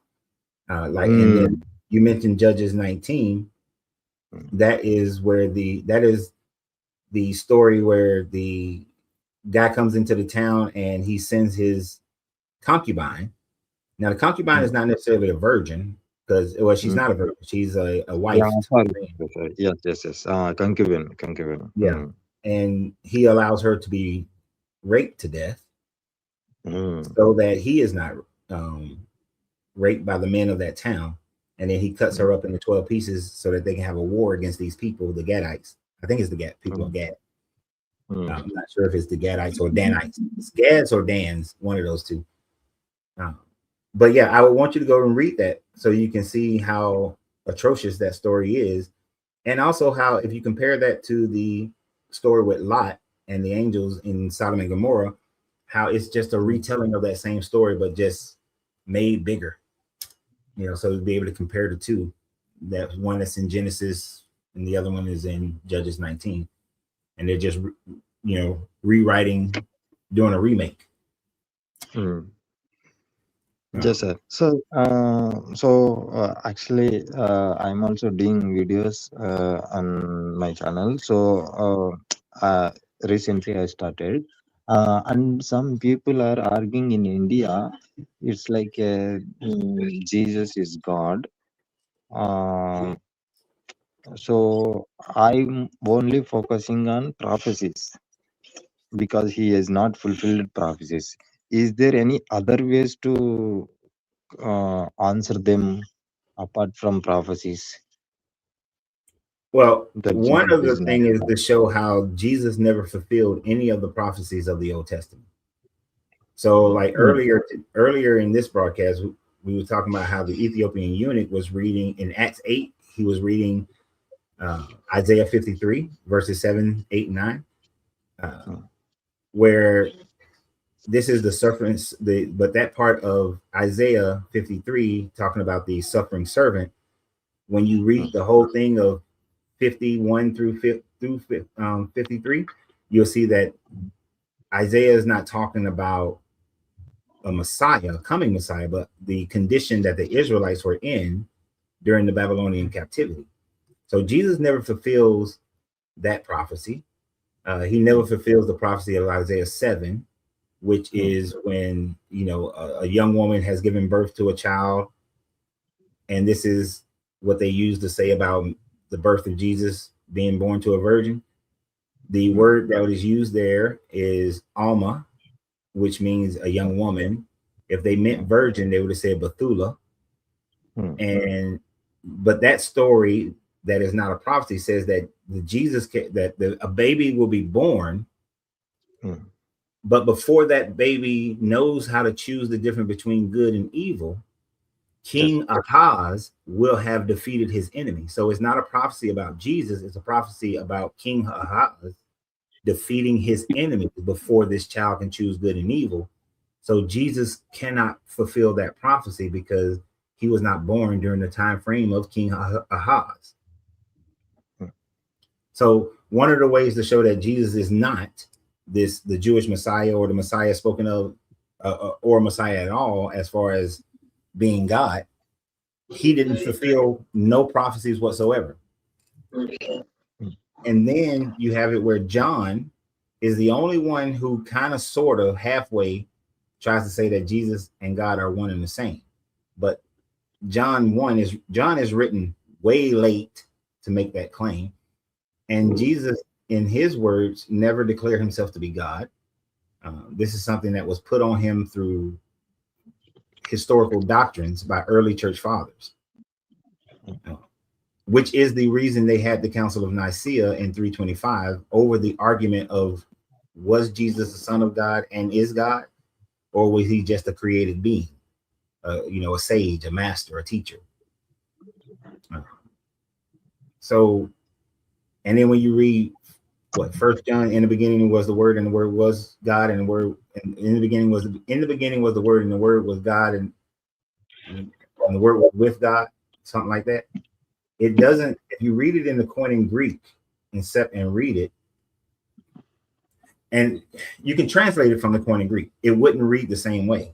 It will read, in the beginning, the Word was a God, and that God was towards the God. So in Koine Greek, that whole thing is saying that Jesus is not God, but is a God that is towards the God, because of the use of the lack thereof of tone. In the Koine Greek, when they just said theos, it means a God. When they mean the God, it's preceded by tone. So tone theos means the God. And the word is never called tone theos. The word is called just theos, which is a God. So even in that claim in John, and I think that's First John, Jesus is not God. Actually, sir, Huh? I'm able to answer and defend on prophecies, but here in my India, especially in Telugu people, they treat Jesus as a god. They want to focus on prophecies also. They only focus on virgin birth only. I can debunk that. I already made video and I already answered to some people. But they only focus, he's a creator. According to the Colossian, he was before the world. And they quote some references from the Psalms. Do listen to the sun. It's like Psalm 2, chapter 2, I think. That's like they are arguing. So I'm not able to answer in that way. I'm focusing on only prophecies. Okay. So if you're focusing just on prophecies, then, I mean, what you do is break down the prophecies to show that he's not God, that he doesn't fulfill any of those prophecies. You said Psalms 2?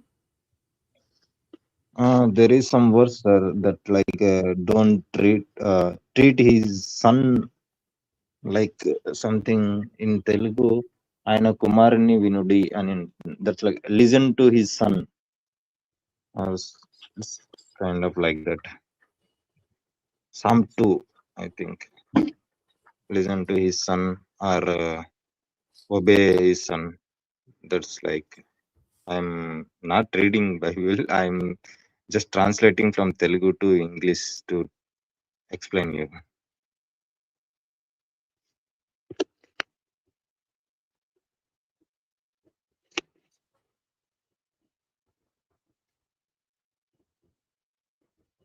So this is a psalm.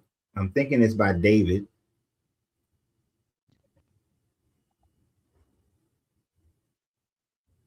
But this is a Psalms, and the part where it says that I tell you of the decree of the Lord. He said to me, "You are my son. Today I have begotten you. Ask of me, and I will make you a nation. Your nation, your heritage, and the ends of the earth." No, This is talking about David. This is not talking about Jesus. Psalms chapter 2, verse 2, sir. In English, I don't have a little bit. That was Psalms chapter 2. that was completely. I heard your speaker. It was garbled, so I didn't understand what you're talking about. But Psalms chapter 2 is talking about King David. It is not talking about Jesus at all. But what Christians do is that they'll say that Jesus is in the line of David, so therefore it can also be attributed to Jesus. But that's them reading into the text. That is not what the text says, nor what the text was talking about. It was only talking about David and no one else. And that happens quite often in Christianity, where they will take something that's talking about David or Moses or someone else, and then attribute that to Jesus, to say that, well, this was a precursor to Jesus. But the Bible never says anything about it being a precursor to Jesus, only that this is, they'll never say anything. The Bible doesn't say anything about it being a precursor. They'll just assume, they're just making their own assumptions and renegotiating the text to make it fit.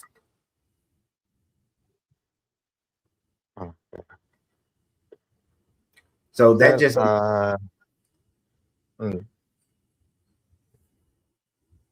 can I talk, sir? Yeah, go ahead. I need a big help from you, sir. Is there any sources to get knowledge like you in India? I want to influence Indian people. They are very dumb, sir. Like especially in Telugu, they are like fighting religion. Fighting are going here. A lot of fighting. So what I would suggest, and I suggest this all the time to people, do you know what Google Scholar is? Google Scholar, sir? Yeah, Google Scholar. No, sir, I don't know, sir. All right, so if you go into your Google search and you type in Google Scholar, then and click on it, it's going to open up a different version of Google. And what you find there is where different PhD writers of the Bible, and then put your questions in there, like, who is Psalms 2 referring to? And when you do that, it'll open up all these papers that are written by those who have scholarship, who are scholarships in the Bible, PhDs and whatnot. Then you look at, when you go click on one of them, you look at, well, who are they writing this for? So if they're writing it for a seminary, then you know that they're writing it with the predisposition that Jesus is God. So you have to, so what I suggest, I ain't gonna say what you have to do. What I suggest is that you first research who is writing the paper so that you can understand the reason why they're writing that paper. So if they're writing the paper and they are part of Dallas Seminary, then you know it's already going to be biased towards Christianity. But if they're writing it for an archaeological journal, if they're writing it for a biblical studies course, so let's say they're at Cambridge Biblical Studies, then it will be less bias. And then they will give you why and where they're quoting and why they think the way that they think. Now, they'll do it on both sides. So I would suggest reading both sides so that you can understand both sides of the argument. And of course, when you read the ones that are done by seminary students, they're going to quote, for the most part, they're only going to quote the other parts of the Bible. But when you read it and it's someone who's just in a biblical studies course, or they're in an archaeological course or linguistic course, then they are going to cite other references of the community, references of archaeology. They're going to reference things outside the Bible. And so then you'll have an understanding of outside of the Bible how these ideas that Psalms 2 is only about David, you'll understand why it's only about David, because it'll cite other sources that are not part of the biblical source. So Google Scholar probably in most recent years, in the last probably 7, 8, 9 years, have been my biggest help. Okay. Thank you so much, sir. Yeah. And can I ask personal question, sir? Yeah. Is it okay on live? Is it what? Can I ask personal question? Sure.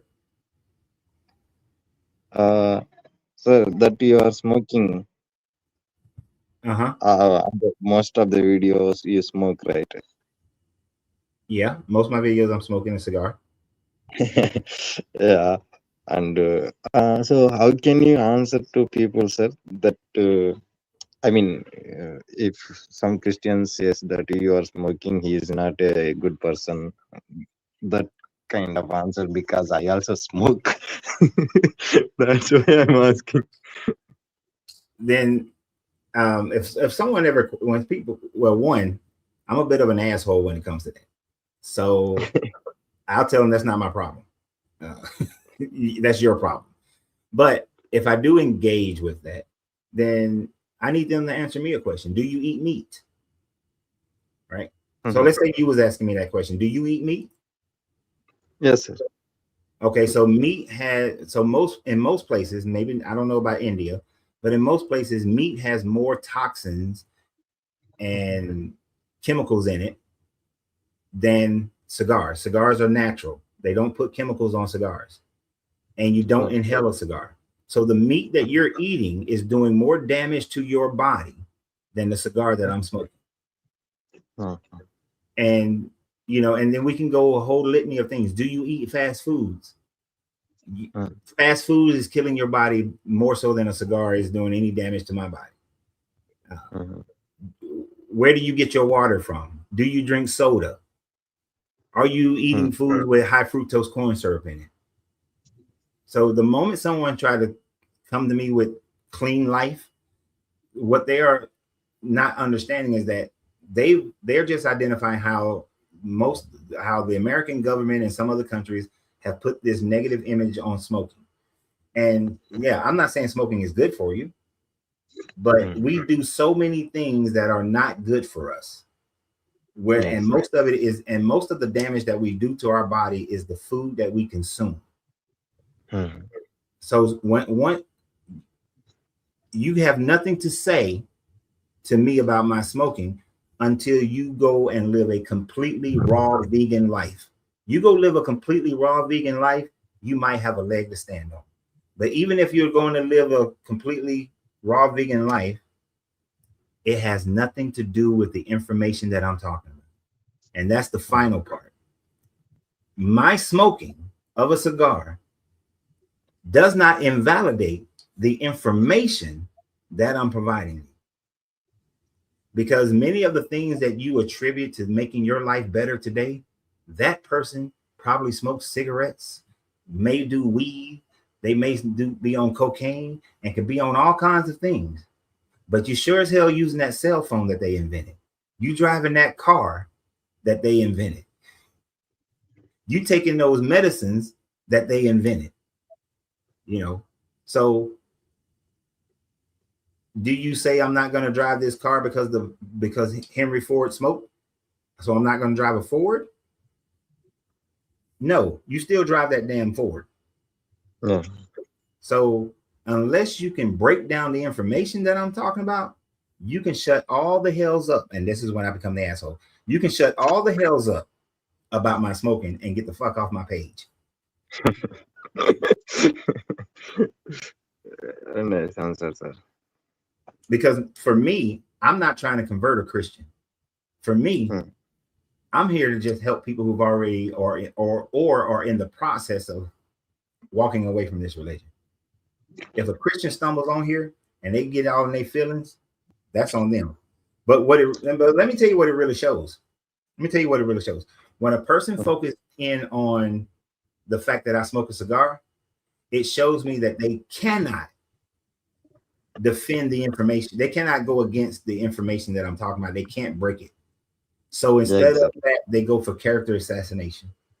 And we see that all the time, where if a person is saying the right thing and you can't break it, let me assassinate their character so that I can ignore the information. That's why I tell them, shut all the hells up and get the fuck off my page. And your information are very valuable, sir. Even the short videos also, every day you upload. I don't know how much time you spend. I know your what do you say, testimony from the childhood. From the childhood you started questioning. I know a little bit about you. I saw your videos. Why don't you focus on full deep study on one particular and it's like you give information very valuable, but it'll be like a summarized. Well, because most of the time I'm only going to do a 10-minute video. I used to do 45-minute, 1 hour long videos on one subject matter. It takes a lot of time to do those. And to be quite frank, I have more important things to do with my life. Yes. You know, I have other things that make me happy, and I go spend most of my time doing those things. Like yesterday, I didn't do a video at all because I just wanted to sit and watch a movie and then spend time with my wife when she got home. So I did nothing. I didn't do any videos yesterday. It's just not, it's important, but it's not that important. My happiness is more important to me than anything else. So I'm going to spend more time doing that. I enjoy this, and that's as far as it goes. Every blue moon, I do a long, in-depth video, but do I want to do and shoot a 45-minute to an hour video and then spend another 2 hours editing that video? No, I don't. Would it make my channel better? It might. Do I care that much? I don't. To be honest. Now, you may start seeing some of those because I have more time on Mondays and Fridays. But when I'm doing a live, you're just going to get a 10-minute video at best. Yeah. Even though that 10-minute video also very valuable information, sir. That only you have said short video, and you do some counters to other videos also. I think like in India we don't have TikTok. Most of you give counters to TikTok videos. But that valuable, even though if you give one word, it's like a one line have inspired from you. You say, actually, I don't know English that much, but in one word that I take from you, I need to read whole chapter. Yeah. Because of that to understand that one line. Good. I like that you have to read a whole damn chapter. Oh, and let me give you one more piece of advice. Stop caring about what Christians say. Unless the Christian says something that allows you to demonstrate a point for your true audience, don't give two shits about what a Christian says, whether they agree with you or not. About 90% of the comments made by Christians, I ignore. Yeah, because I used to get all caught up into their thoughts, but I had to step back and say, I don't make videos for them, so why do I care about what they say? So the only time I actually pay attention to the Christian is when it presents an opportunity to make a better or deeper point to the people who have walked away from Christianity or in that process. That's why I say I'm not here to convert them. So don't give them your energy. You know, they're not worth it because they have a made up mind. And why try to, that's the most difficult person to try to deal with. And if you're going to go back and forth, like there's a guy on YouTube, every video I make, he writes out these long ass storyboards of information, and they all start out the same way and have pretty much the same information. And I ignore the shit out of him. And he's frustrated because I told him I don't read. I did respond to him one time, and I told him that, you know, I don't read all this shit. So I don't know why you're writing it. But and then he gets pissy because I don't read his stuff. I care less. Sir, That's it. which country are you, sir? Oh, I'm in the US. Oh, yes. Okay. In India, the biggest religion is Hindu, sir. Hinduism. Hindu. You know about Hindu, right? But I don't know about Hindu because I was born in Christian family and I survived 15 years. Your microphone's real low. I was born in Christian family, and I served 15 years in Christianity, like a full-time ministry, like worshiping and singing, teaching. It's like I was doing, but recently what kind of my focus was on virgin birth. Last Christmas seminar, I was studying about that. Then I realized it's not about Jesus. So from that, I started reading all the prophecies which Matthew quoted, and some are very funny. In, for example, Matthew chapter 27, verse 9, about 30 silver coins. Matthew quotes it's in the Jeremiah prophecy, but there is no in Jeremiah. It's a Zechariah prophecy. So then I started reading. Till then, I was feeling like it's a God's inspired word. This is the word of God. Like that, I use it to teach the people, and I use it to argue with Hindus. So I was like that. So then I started searching about on the topics in YouTube. I got you. First starting, I struggled to understand your language because you talk speed.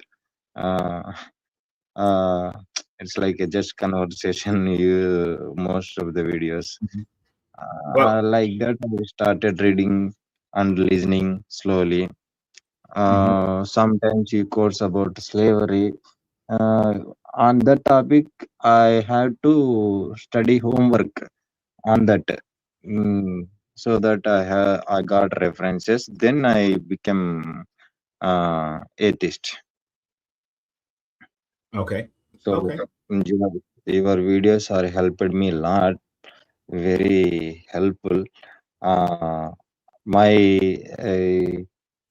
request to you, if you have any time, at least what this write a book, sir, and this because of your knowledge. Wait. If I have any time, do what? Write a book, sir. Oh, book. Because I don't wanna see. It will help at least some people like me.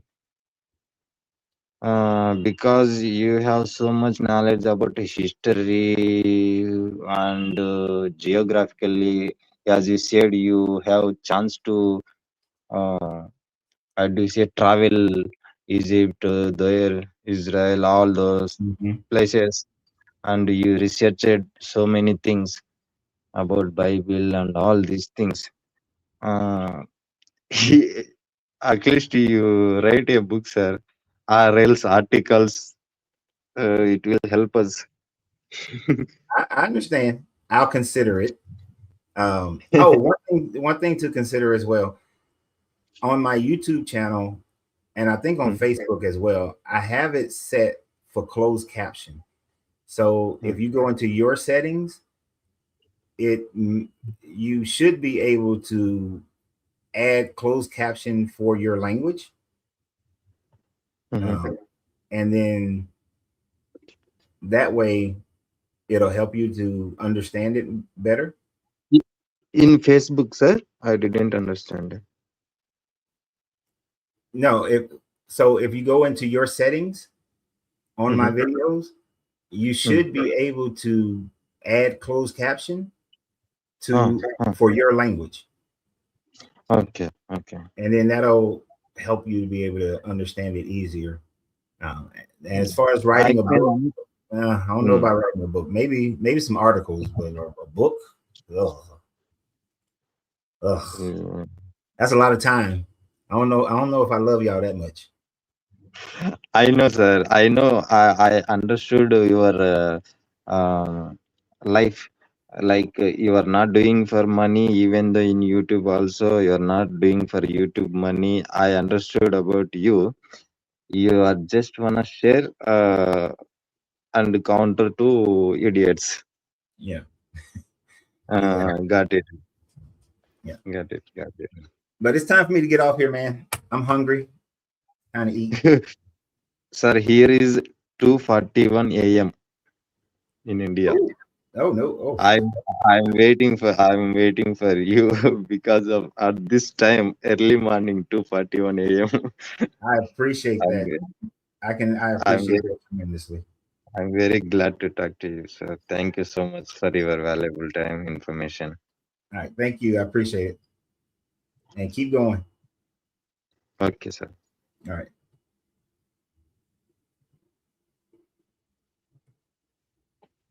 Yep.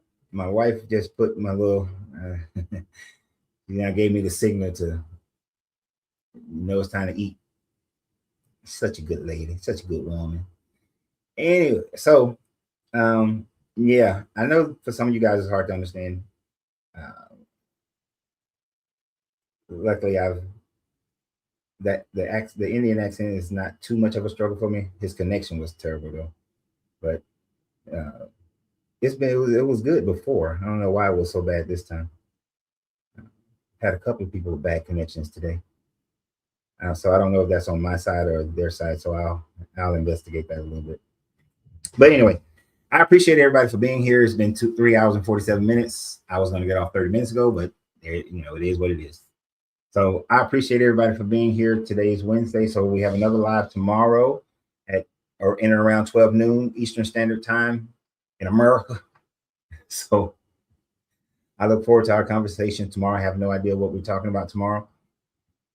And so y'all have a great day. And always remember, you have to free yourself to be yourself because your greatness is non-negotiable. Good journey, good vibrations. And I'm finna binge Wonder Man because that's more important to my happiness because I'm a Marvel nerd. Yeah, so always remember, you got to free yourself to be yourself because your greatness is non-negotiable. Good journey, good vibrations. And we're signing off.